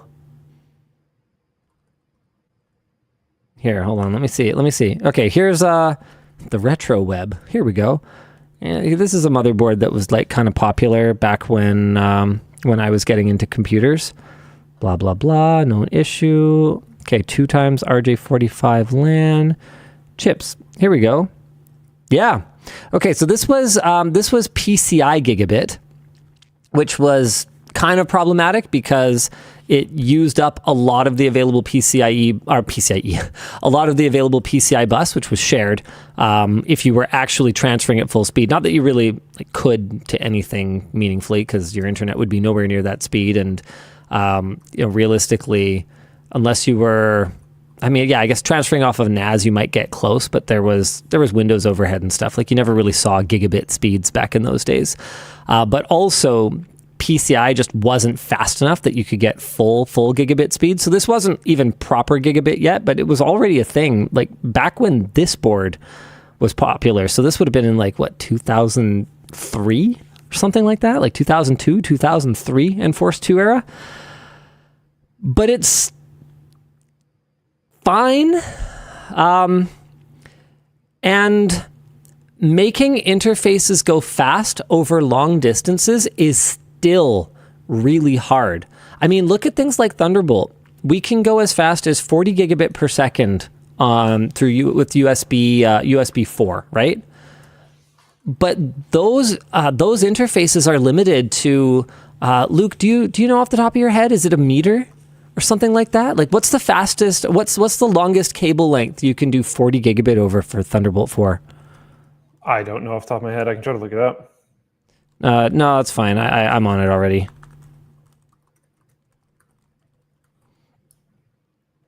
Uh, 2 meters. 2 meters. 2 meters. Like 6.5 feet. Yeah, an Ethernet standard that can't handle 100 meters is not a useful Ethernet standard. And so the complexity that you're adding in signaling on both ends in order to transmit at and receive at much higher data rates over much greater distances, you've got to have a really good reason to make that kind of investment in both R&D developing these chips and in just the cost of putting these chipsets into your devices. I would make the argument that even 2.5 gig, the vast majority of devices that are shipping with a 2.5 gig interface on them are not taking advantage of it almost ever the way that most people are using them. Like, I'm thrilled that consumer motherboards have 2.5 gig LAN on them now, because I happen to have a 2.5 gig internet connection. And even then, the only time it really comes up is when I'm downloading games. And even then, the only reason it matters for me is because my computer is fast enough that I can actually unpack those games at 250 megabytes a second. Because if I didn't have a fast enough processor, I wouldn't even be able to take advantage of that connection on a single system. So why not? More like, why? We haven't been incentivized, and it's really, really, really hard over great distances. There. Luke, did you have anything to add to that? Did I miss anything? No, I don't think so. Yeah. Hey, Linus, I saw you mentioned Power Rangers in a vid recently. Which one of them was your favorite? Oh, which power? Well, it's got to be Tommy, right? You don't do it by color? Well, I mean, Tommy was multiple colors, though. Oh. But I liked him because he was like, you know, the evil ranger, the Green Ranger. And green was just like my favorite color. And also, like, he was cool. And then he was the White Ranger later. But then I didn't really care anymore about Power Rangers by that point. So, sure, Green Ranger. Yeah, let's go with Green Ranger. I mean, the last thing you want to do is, like, stand the White Power Ranger. Yeah, that's a little awkward. Yeah. Wish they'd thought of that back then. Really do. Oops. All right, last one I got for you here. Why is it not okay for me to spend $8 to look like Jack Sparrow in Fortnite, but fine for my SO to spend $50 to get her nails done, or for people to dye their hair? It's all just cosmetics. Well, for one thing, I would ask both of you guys who you're trying to impress. Like, it might not be okay for your SO to spend $50 to get her nails done. Who's she trying to attract? No, I'm kidding. I'm sure you guys are doing great. Somebody that plays a better video game? Look, maybe? I don't think either Luke or I have ever said don't support content that you love. What we don't like is the predatory practices that companies like Epic Games are engaging in. Personally, I'm really not that into spending money on either of those things. I think you're probably right that I wouldn't judge someone for having their nails painted as much as I would sort of disapprove. Or if it was my kids, I wouldn't disapprove as much of them buying an $8 bottle of nail polish compared to an $8 skin in Fortnite. Honestly speaking, it's not something that I've thought about much. And it's a really good question. What is the difference?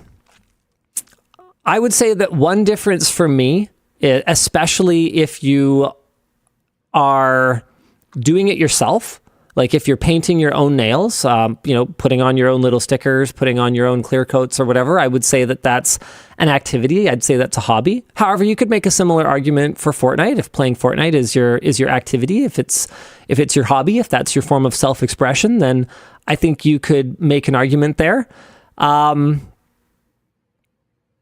wouldn't do either. I definitely have dyed my hair at points in my life. I was a lot younger. And why I did it was the last time I dyed my hair before the D-brand sponsorship for the bleach this time, which by the way didn't cost me anything. I actually made money on it. So yeah, this was not me painting my nails or buying a Fortnite skin. The last time I did it was when I had started dating Yvonne but hadn't met her parents yet, and for lulz, I dyed my hair bleach blonde right before she introduced me to her parents to troll Yvonne. That was the last time that I... What a jerk. Can you believe she married me? Sometimes, I don't know. Oh, jeez.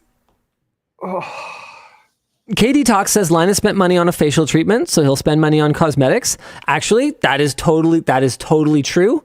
Again, though, I do consider, Luke and I talked about this on the show, I do consider maintaining my appearance to be an investment in my career at this point. Like, not looking like my body's falling apart is an advantage when you are an on-camera personality. We can not like that.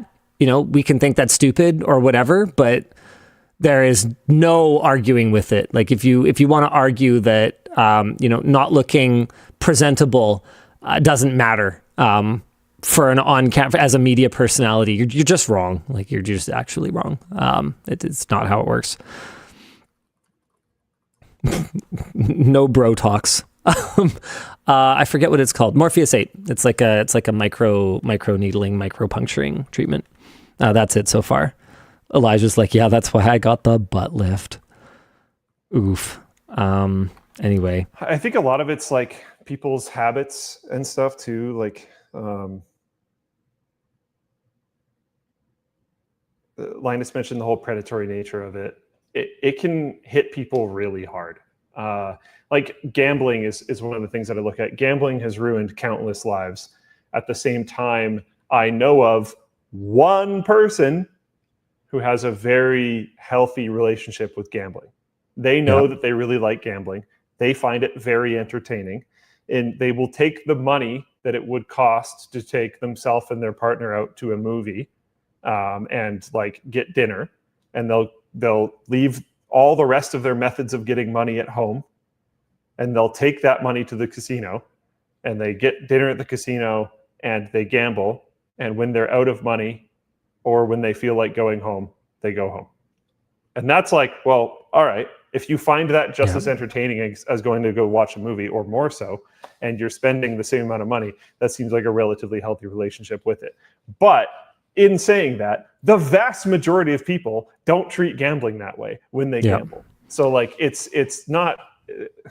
Gambling can still be bad. But here's the thing, coming back to Hugo's question here, like what's the difference? The cosmetics industry has probably done more damage to people's mental health than Fortnite skins, honestly. For sure. And not just mental health. I mean, we want to talk about, testing on animals or, any other harm that the cosmetics industry has created or perpetuated.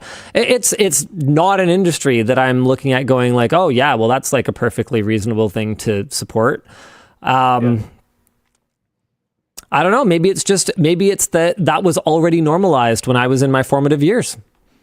Personally, man, I hate to get into this kind of thing because I'm not judging or anything, but personally, I find super done up nails unattractive. I'm not neutral on it. I find it unattractive. To me, it looks like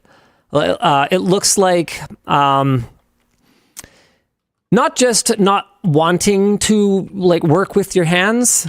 If it came to that, it looks like actively successfully avoiding doing anything that would break a nail or damage damage a glue on or damage the finish of the ends of your fingers. It's not a trait that I find attractive personally.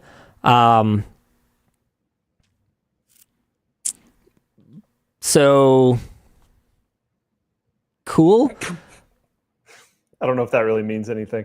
Well, what it means? Well, they were asking why do you have this double standard, Linus? Why do you think it's not cool to spend $8 to be Jack Sparrow in Fortnite, but it is fine tangible for my SO to spend $50 for your nails?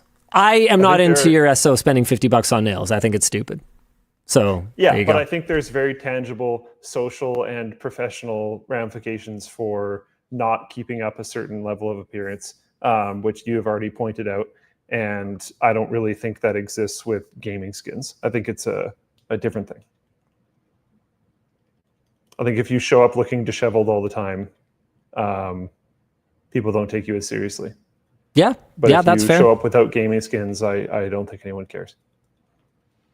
Or rather, I mean, back to my original question is, who are you trying to impress? Maybe someone cares about you not having the coolest gaming skin, but you know what? F*** them. Why are you trying to impress them? Yeah. Yeah.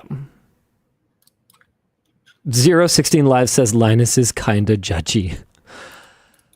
Look, I was talking about what personally I find attractive. Personally, I knew that Yvonne and I were headed for a long-term relationship when she was over at my parents' place when we were quite a bit younger, and my parents asked for help mucking out the horse stalls, and Yvonne offered to help and shoveled horse manure with me so that I could be done faster so we could spend more time together.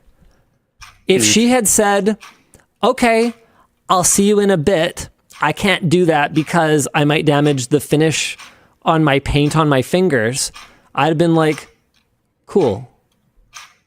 Because to me, I'm just not into it. I'm not into it. I'm sorry.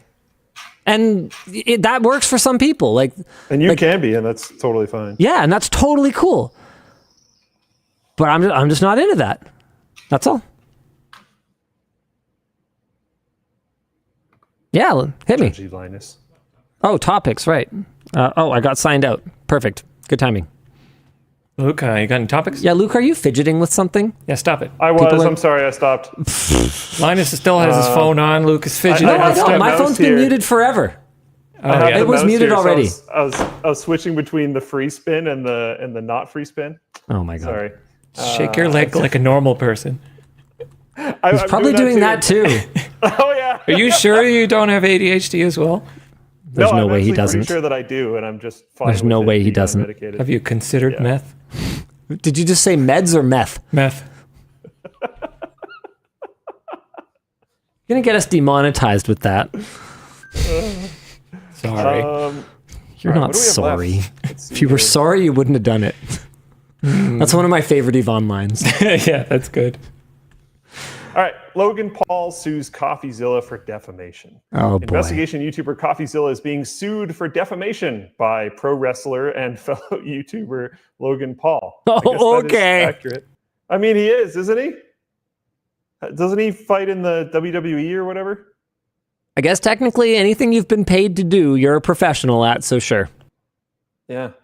Well, Logan Paul and CoffeeZilla have a tenuous relationship since CoffeeZilla did an expose on Logan Paul's NFT/crypto game called Crypto Zoo. This lawsuit doesn't have to do with that reporting, though Paul did threaten to sue for those videos, but dropped the threats. Instead, the lawsuit is primarily focused on a tweet from CoffeeZilla that reads, Logan Paul really is the type of dude to thank you when you expose his scam, then block you when you remind him to pay up.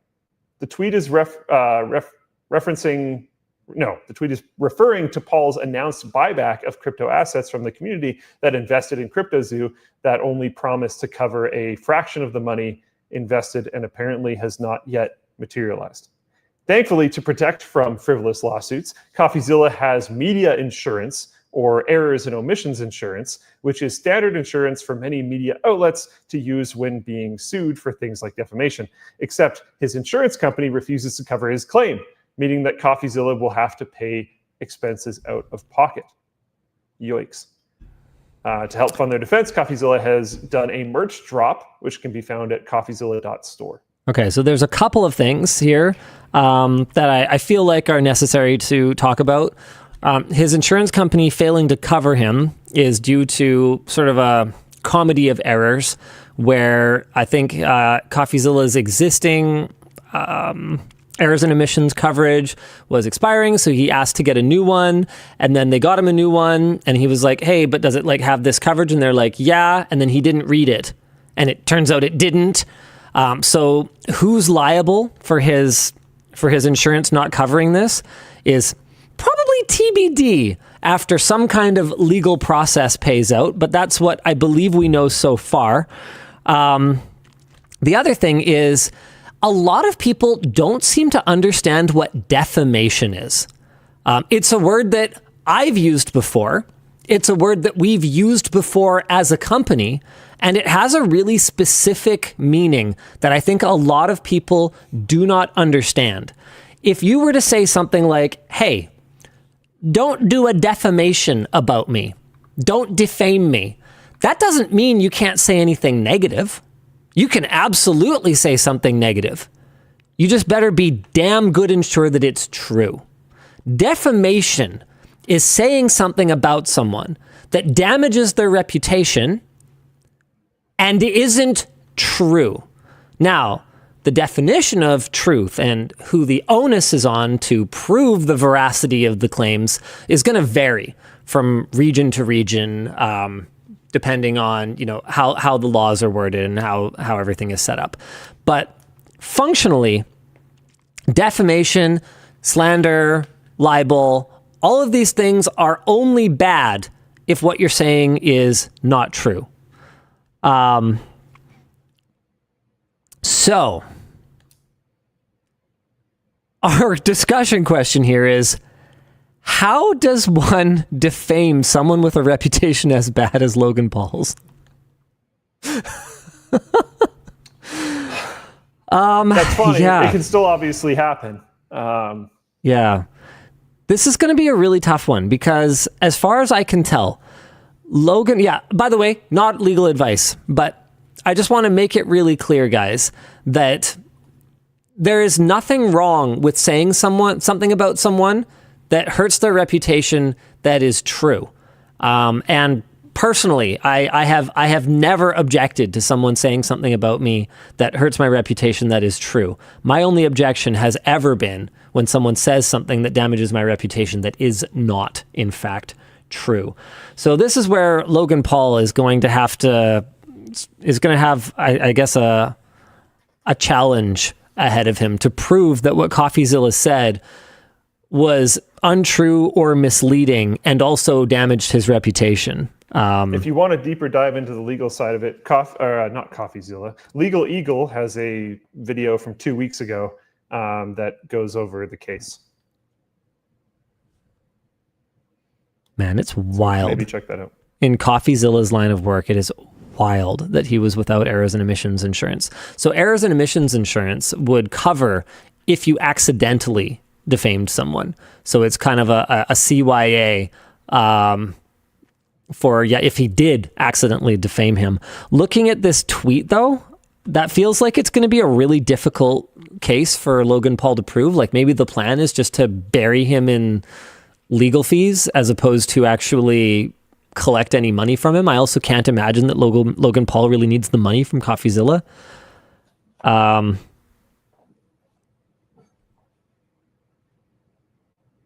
Give me 1 quick second. I'll be right back.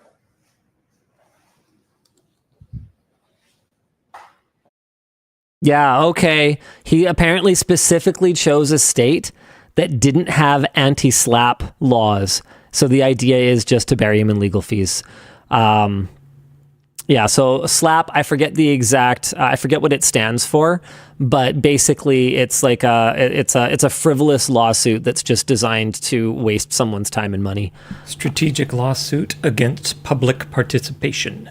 There you go. Okay. Man, this is wild. Well, good luck with that, Logan Paul, but especially good luck with that CoffeeZilla. I want to go check out. Okay. Riley's adding some stuff because apparently he's watching WAN show. So his insurance company added specific exemptions to his agreement saying they wouldn't cover defamation and errors and omissions. It wasn't caught by CoffeeZilla's team or insurance broker. CoffeeZilla thinks they may have scammed him, but cannot be sure. Man, insurance brokers are one of those things like, dude, Dan, have you ever used a travel agent? No, I don't think so. Okay. It's Maybe? one of those things where they claim that they can save you money, but they take a cut. So how does the math work on that? Every single time, whether we're talking insurance brokers, mortgage brokers, travel agents, every single time where there is an opportunity to cut out a middle person, Yvonne has been able to negotiate a better deal than through a broker. And with fewer communication breakdowns. I know in some cases, insurance, there's absolutely no way to get away from brokers. But man, I hate adding extra middle persons with their extra cuts and with their extra potential for communications to break down. I'm about to say something that might be pretty unpopular with some of the people that we work with professionally, but agencies, marketing agencies are another example of that. I can't think of very many. I can think of some. I'm not going to name any names here, but I can't think of many situations where our engagement with a brand was enhanced by dealing with a creative or a marketing agency. It generally just adds complexity, reduces how far the budget will stretch because they always take a cut, and generally reduces the amount of information that we can get. It's terrible. Basically terrible. Vinny2K says, often travel agents receive deals directly from hotels and tour operators that you may not have access to. Except, Vinny, if you call that hotel and say, hey, my travel agent offered me this deal, they will often give you a better deal. Because money is just money. Money's money. And if they have to give someone else some of it, then they'd be better off negotiating with you directly. That's just how it is. Kelly says, I used a travel agent that may not have saved me any money, but they saved me a ton of time. And that's fair enough. My problem We're is also that... not talking about travel agents, though. I was just talking about middlemen. My problem, though, is I have an Yvonne who will always do a better job than like the travel agent would do anyway. So it's really tough. All right. Oh yeah, right. I wanted to check out the store. Okay, where's the link? Where'd the link go? Oh, coffeezilla.store. There it is. Store? Yeah. I just typed it. Have you checked anything out? Is it any good? Yeah, the thank you, I'm suing shirt is pretty cool. What is this? I'm suing. Okay, yeah. I used to like CoffeeZilla until he investigated me. That's awesome. I want that one. It's gonna. Good. I think I might actually buy that because. Hold on. Here we go.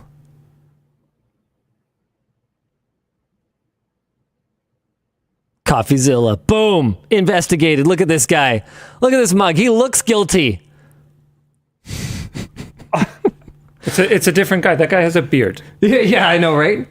Did he do us only once, or did he do us more than once? Did Linus dye his hair and shave his beard to escape controversy? All right. Did he only do us the one time? All right. Okay, I'm doing it. $38. Okay, all right. Fine. Ooh, there's a long sleeve. Okay. I think I might need this one. Heck yeah, let's go. Add to cart. Actually, I haven't even looked at everything yet. Okay, sorry. I'm actually just shopping right now. If you guys want to hang out and shop with me, then that's cool. If you want Luke to do a topic, that's cool too. No, let's just shop. Just don't check it on stream, please. Yeah. Just relax, buddy. Just gonna check out on stream. Just relax. You would absolutely do it. Are they all t-shirts? He should have a screwdriver. We should do a CoffeeZilla defense screwdriver. You know what? I just want to shout out CoffeeZilla for posing in his own merch. Okay? I hate that. When a YouTuber thinks a drop is cool enough for you to spend money on it, but doesn't think it's cool enough to take 15 minutes out of their day and put the merch on and be in the picture. Oh, he's gone a step above beyond that too. This is awesome. Look at the backgrounds, and they're like color matched. It's sick. This is great. Yeah, these are cool. Yeah, I'm doing this one. Wait, did I already have that? Yeah, I already have the this. cat shirt. What? Cat one? What are you talking about? Yeah, the Thank You I'm Suing shirt is a cat. Yeah, that's cool, but I like the one that speaks directly to me. I mean, the cat is pretty cool. Yeah, and it's topical because it talks about how like when Logan Paul thanked him at the beginning and then kind of turned around and is now trying to sue him and all that kind of stuff. Yeah, no, I like the one I like. I like the one that I can pretend is him addressing me directly. To be clear, I never stopped liking CoffeeZilla. I think I actually wasn't even aware of his video until we were talking about CoffeeZilla covering someone else on the show, and someone was like, "Yo, CoffeeZilla covered you before," or something like that. I forget. Yeah. M. Laper says, was going to say Linus isn't in the photos for the chroma tee on the store, but he's wearing it right now. Let's go. Come at me. Come at me. I will use any product from LTTStore.com. And if it's good enough for me, it's good enough for you. Let's go. Yeah, give me a sec. Oh, this guy's going away again. He's probably getting hacked. Probably getting like DEFCONed. All right. I guess I will have to check out later, but I'm going to have to try to not forget to do this. That's going to be really, really, really, really hard. Okay, what do we want to talk about next, Dan? Apparently you and I are on it together. Oh, hold on. What? Luke has the shirt. He has what shirt? He has the RGB one. Sorry, the... I was pointing out that I wore mine yesterday. Oh, nice. Perfect. All right. I'm funding the CoffeeZilla defense. Continue to shipping. Blah, blah, blah. All right. What do you want to talk about next, Luke? Why am I picking all the topics? You always pick the topics. There's a new one that got added at the top, I believe. Ooh. Oh, it's just ready now. 2 investigations by 404 Media expose A, Facebook incentivizing AI slop spam, and B, NVIDIA scraping Netflix, YouTube, and AI training. Jason Kobler spent months researching where Facebook's grotesque AI spam, like Shrimp Jesus, comes from, and found an ecosystem of influencers making courses on YouTube and Telegram, teaching people how to use Facebook's creator program bonus to make money churning out AI engagement bait. The influencers, primarily located in India, the Philippines, and Vietnam, train people to set up an automated systems generating prompts like "poor people, thin body" to feed into Microsoft's free AI image generator, and then post hundreds of AI-generated images on Facebook per day. Accounts get approved for monetization after a few days of churning out AI posts. One spammer made $431 from a picture of a train made of leaves. For their part, Facebook does have automated spam detection, but these AI spam artisans have complicated ways to avoid it. Oh, dude. Facebook's creator program. Okay, this article is crazy because you basically I forget what it is. You make a WordPress site, and then you link it to something else on the back end, and then it posts on your behalf, and because it turns into an ad on Facebook, but it's not an ad, but it looks like a certain type of content. So when people click it, they think they're opening a gallery, but actually they're just going to a site. Like all the ways that it's interconnected. I'm looking at this going dude, it's just Facebook. Really? But apparently people are making serious money at this. Yeah. Facebook's creator program page says it incentivizes original content, which does technically describe newly generated AI images. Jason, or the author's takeaways, are that obviously don't fault the people who are making money this way. Yeah, I mean, a lot of them are coming from places where they don't necessarily have a lot of opportunities. Now, that doesn't mean that I think it's great. However, if you read the article, Luke, I read it before the show. If you read the article, it's clear that this is a systemic problem. This is something that Facebook is clearly not motivated to fix and could fix if they wanted to. But because, yes, but because everyone's making money from this just engagement bait, Facebook is clearly looking the other way and not closing these loopholes. That's where Jason's coming from, where don't blame the people that are using this loophole. It's kind of like tax avoidance. Basically saying, look, don't blame the person who's should be better. Don't blame the person who's minimizing their tax. You would do the same thing. Blame the lawmakers who are clearly enabling this behavior and doing nothing to stop it. And except for the fact that it's usually the case that the people avoiding the tax are paying the lawmakers to keep it there, so you should still blame them. Yes, but yeah. I'm trying to explain where his point is coming from, and it's just not quite as black and white as I think it came across in the notes. Yeah, that makes sense. Yep. American tech companies, these are the author's takeaways again. American tech companies yet again launch things without understanding how they will be used, and our convos about info, integrity, plagiarism, etc., are very divorced from reality. Okay. In a separate investigation, 404 Media's Samantha Cole obtained Slack messages and documents showing that to train an AI video model, NVIDIA scraped as much as 80 hours of video per day from Netflix and super high quality YouTube channels like MKBHD. Wait, we talked about this before. The only difference is that I think NVIDIA has given a statement now saying that their AI training practices are in full compliance with the letter and spirit of copyright law. So yeah, sure. That's definitely not saying we didn't do that. Also, get wrecked, Linus. You weren't named. NVIDIA compiled a list of... Sorry, I wasn't named? In what? Yeah, they said they scraped 80 hours of video per day from Netflix and super high quality YouTube channels like MKBHD, but not LTT. Yikes. RIP.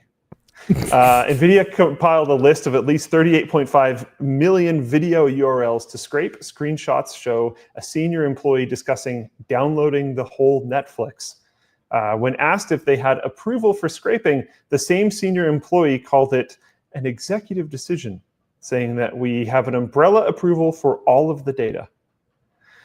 In a statement to 404 Media, NVIDIA said its AI training practices are in full compliance, like Linus just said.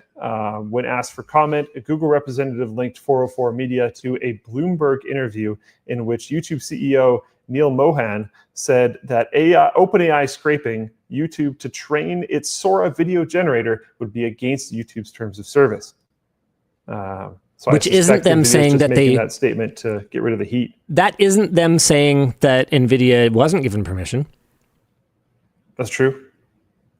Which would be interesting because back to what I was talking about, man, it must have been 2 hours ago on the show or whenever it was, where I said that in general, YouTube had built up credibility with me, had built up trust with me in the past, but has lost it in a big way. This is a perfect example of one of the kinds of things that I would have assumed YouTube would do the right thing at some point, but I would no longer assume YouTube would do the right thing about. The obvious right thing for them to do here, if they are monetizing my video as a member of the YouTube Partner Program, would be to share that revenue. But you look at some of the moves that Google has made more recently, like when they opened up monetization on videos on channels that were not enabled for monetization. Yeah. I was looking at it going, hey, you guys recognize that this creates a clear conflict of interest, right? Like you guys are financially motivated to run ads at a higher rate on channels that are not enabled for the YouTube Partner Program because you guys keep everything. It's not like you take that and share the bucket that would have gone to the creator. It's not like you distribute that to other creators on the platform to continue to build this ecosystem. You guys are just taking it. Whereas when you run an ad on my channel, you have to share it with me. And they're like, no, that's not a problem.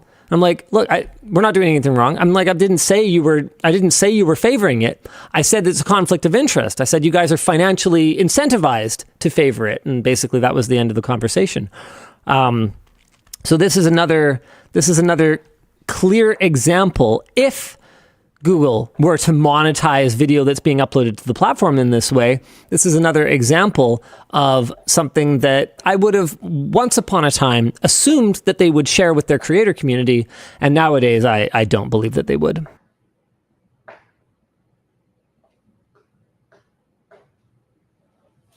Yeah.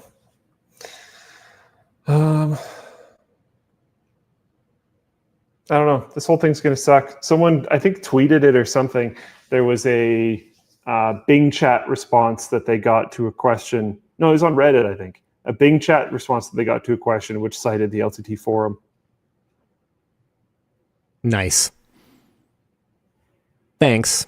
OpenAI. Good info on there. Yeah. Yeah, exactly.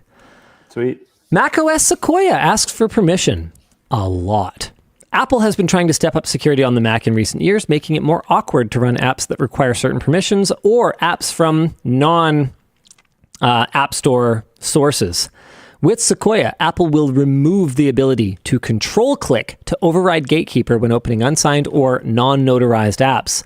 Apps that are granted access to features like screen recording or location tracking will also now require the user to continue to allow the access on a weekly basis, as well as after every system restart.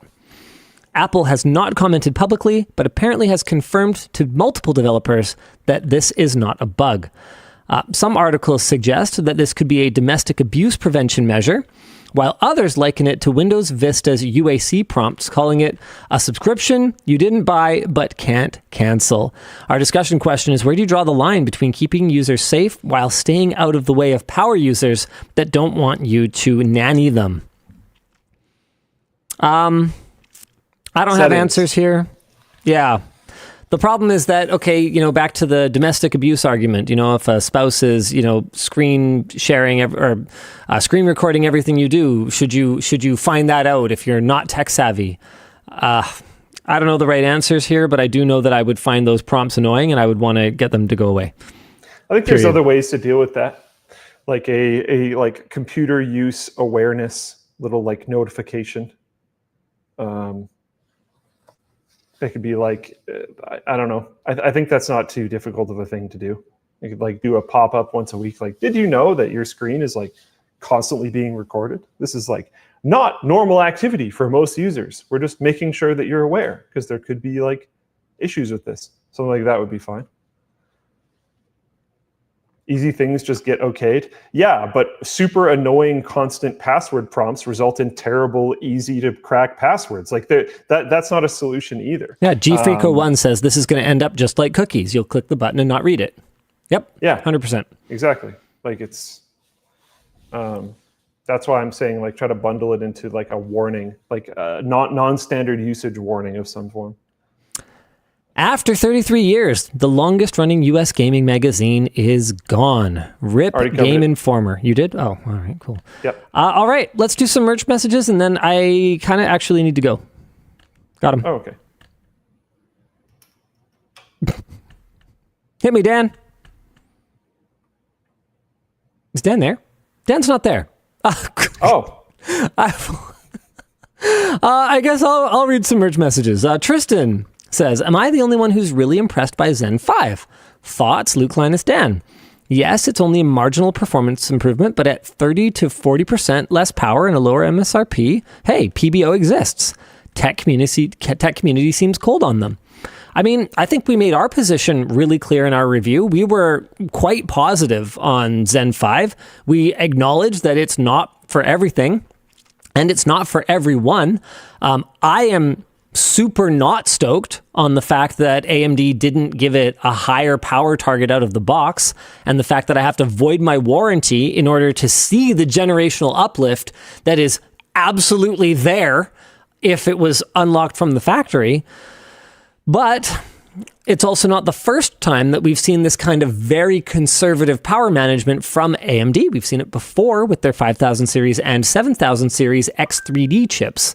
So maybe this amount of power is just what's safe for Ryzen 9000, and that's just what we're going to have to live with. But overall, I think a big part of the tech community's frigidness is based on the tech community's perspective of, is this a great upgrade for my processor that's the latest and greatest today? that world is over, you guys. Like that's dead. Upgrading every generation is just not a thing anymore. So what we're comparing against is if it's time to buy a new computer right now, how does it compete in the market? And the answer is really well. I figured out where that notification sound is coming from. It's coming from my watch. Sorry, you guys kept telling me to mute my notifications. I was like, oh, I did. That's why it was so loud, because it was right next to the microphone. Yeah, I'm not used to wearing a smartwatch anymore. I'm going to be honest with you guys. I do not actually know how to adjust the volume on this. I figured it out. Yay, being a tech influencer or whatever. All right, cool. Sorry about that. Open a ticket. All right. Dan, you want to hit us with some merch messages? Yeah, sure. I've got a bunch here. Let's see. Do contaminant monitoring products exist for water loops that could have alerted you before yours failed? I work with tech that could easily be pivoted to that use case if there's a market for it. I'm sure it does exist, but certainly not at the kind of cost that I would want to pay for my janky, stupid dump heat into my pool water cooling loop. I've got some plans for the longer term, but that's super cool technology and probably not applicable outside of like real data centers and supercomputers and stuff. Sorry, Chad seems to have missed. What did I miss when I was away? No, you're fine. Okay, cool. Luke, it seems like you pump the brakes when discussing web technologies. I would love to see more segments related to your expertise, insights, and opinions. How do I pump the brakes? I don't know. You press down on them a few times. Thanks, Linus. You should probably have them bled if they're spongy like that. I don't think most of the audience really cares. I think I address it at a level that gets the point across, but doesn't result in me talking about it for freaking ever. We're not like a web developer creator. I'm at DEF CON right now hanging out with a few of them, but that's not really what we do. So honestly, if you want content on that, you're probably better off just viewing someone else's. But I don't mind like trying to answer the questions that do come through. That also being said, I'm not a developer these days. I manage developers and I'm in the space, but like, yeah, I don't know. I do what I can and I do what makes sense. Hi, first-time merch messenger. A passion project I've had in mind. Build a computer with the longest possible lifespan, around 300 years maybe. How would you go about this? Hardware, software, custom, video topic? You wouldn't. You might be able to find data storage that would last that long. I think MDisk has a lifespan in the neighborhood of hundreds or thousands of years. But every element of a modern computer is going to significantly decay across that kind of period of time. I'm sorry. Hello, Dan, Luke, and Tech Slim Shady. Having both dyslexia and ADHD, and had an ex tell me it annoyed her, any advice on dealing with your ADHD and dyslexia in your relationship and professional life? Find someone who likes you for you. Be apologetic, own it, be upfront. Don't use it as an excuse. All three of those. Yeah. Try to find ways to. I mean, there are benefits to. I mean, not to dyslexia, but there are benefits to things like ADHD. You get that hyper focus going on and stuff like that. So make yourself hyper useful when you can, and then when it's not working out great, then it's not working out great. I don't know. And write down everything.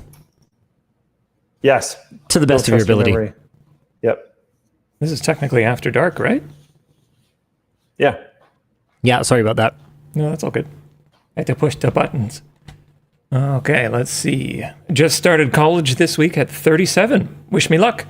Luke and Linus, if LTT hadn't taken off, would you guys have wanted to go back or finish college? What would you have majored in? I would have needed to see someone require the degree for something that I really, really, really wanted to do. There was no way I was going to go back just for lulz.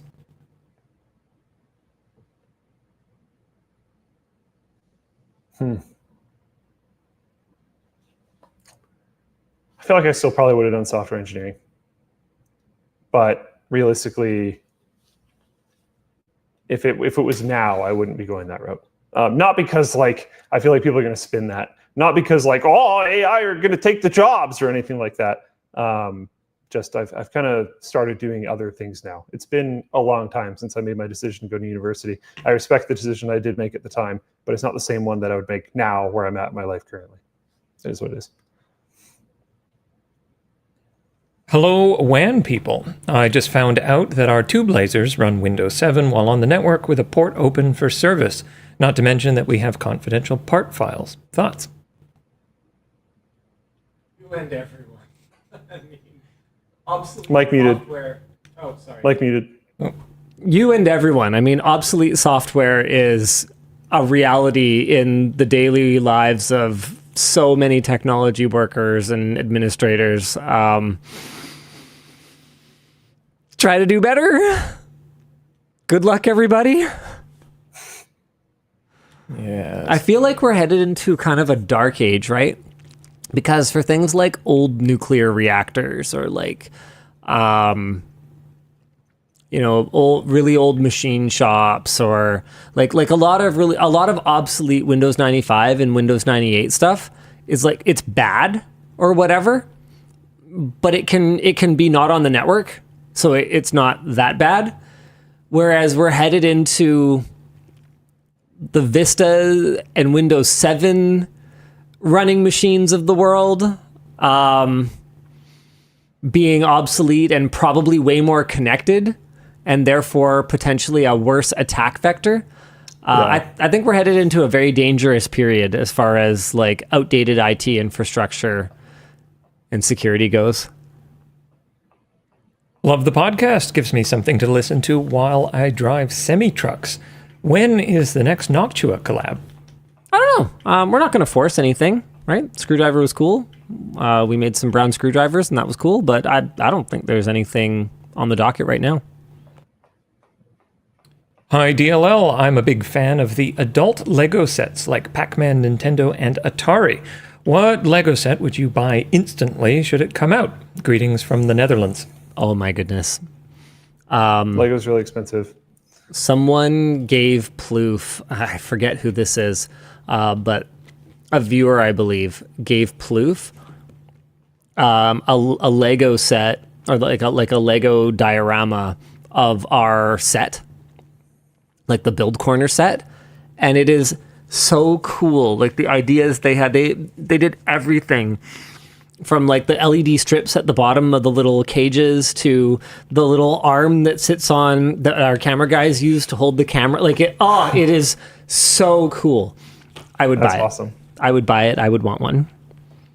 LTT Lego collab. Could buy the whole building. That'd be neat. That'd be so cool. Let's see. Linus, what are your thoughts on SMPTE 2110, the uncompressed video over IP standard? Do you see any advantage to be able to record directly to a NAS? Oh, wait. Is this what we use for short circuit? Because I don't think they record to SD cards.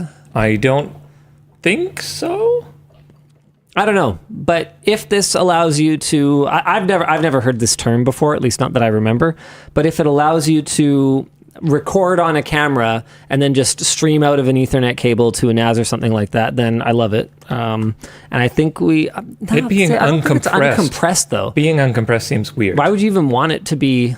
Okay, there are reasons to want it to be uncompressed, but I wouldn't see us doing that. I don't see why we'd want completely uncompressed video. That sounds super cool, but I think I'd be okay with some compression. NDI is absolutely nowhere near uncompressed.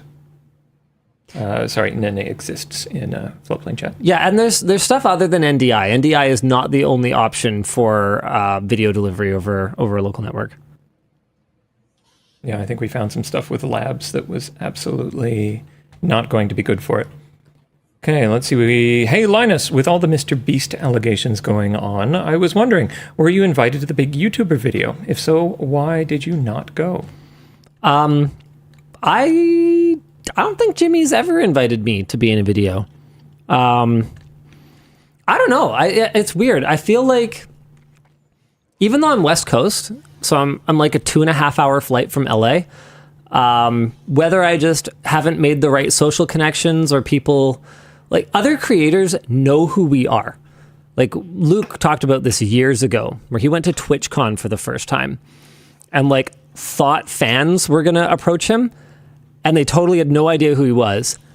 But Twitch creators would be like being mobbed by people and they'd see him and be like, sorry, excuse me, I got to go, and like go to Luke.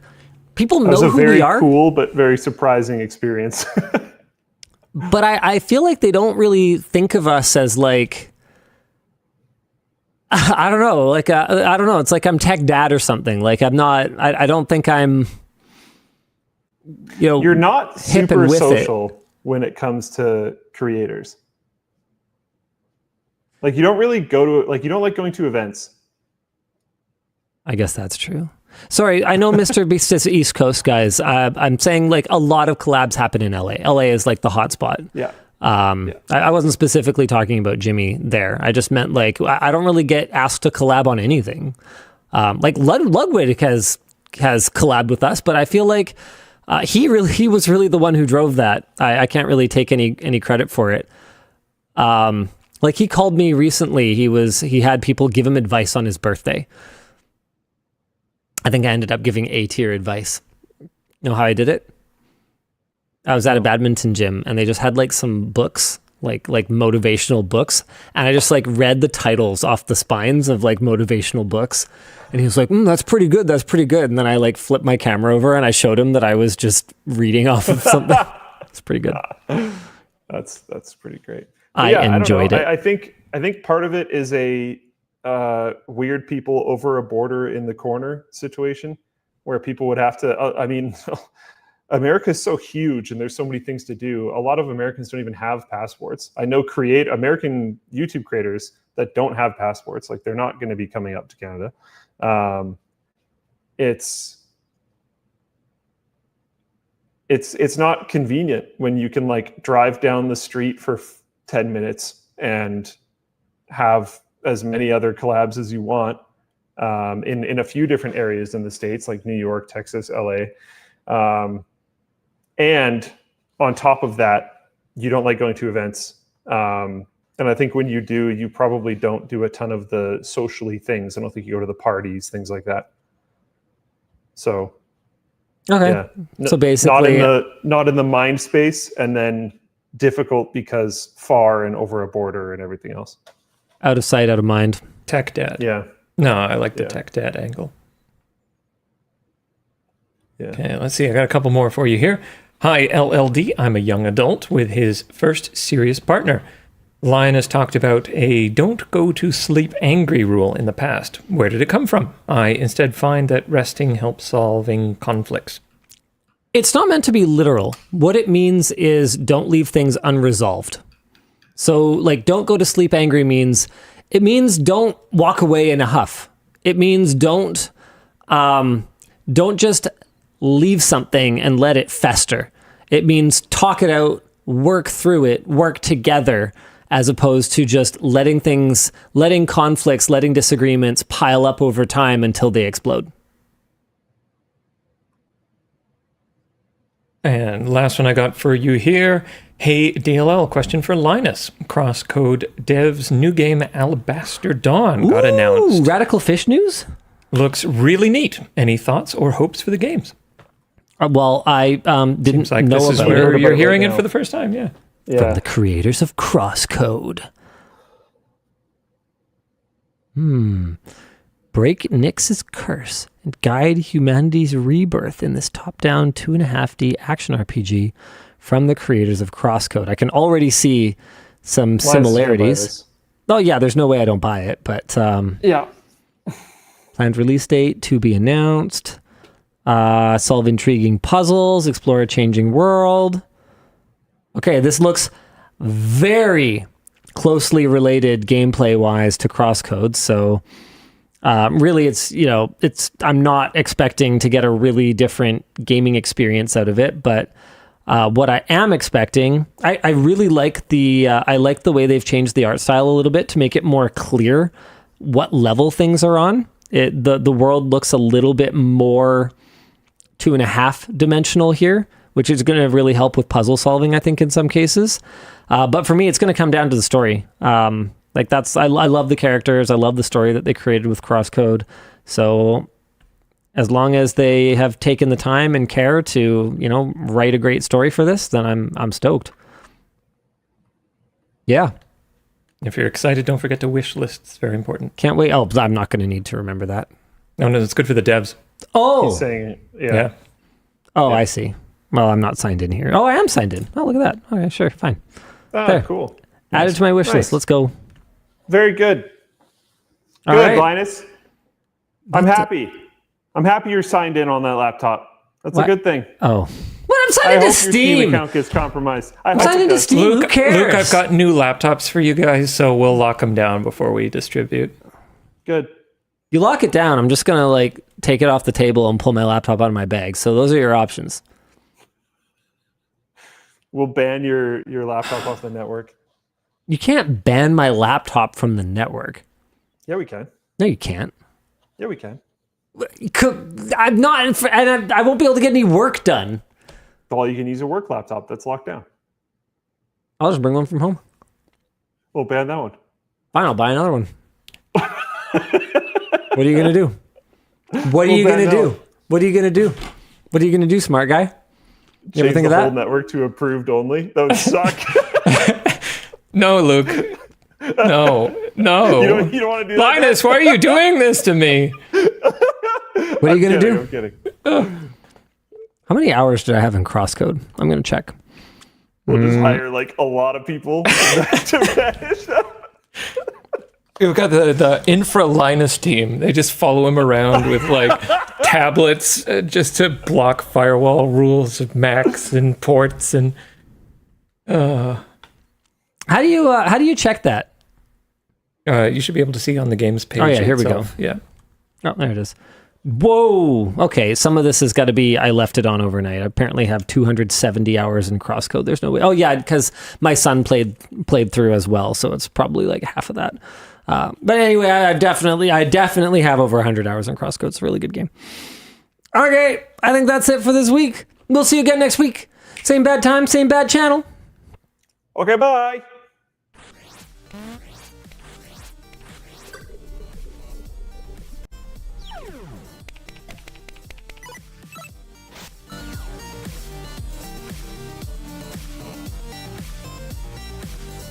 Man, I gotta be careful when tearing.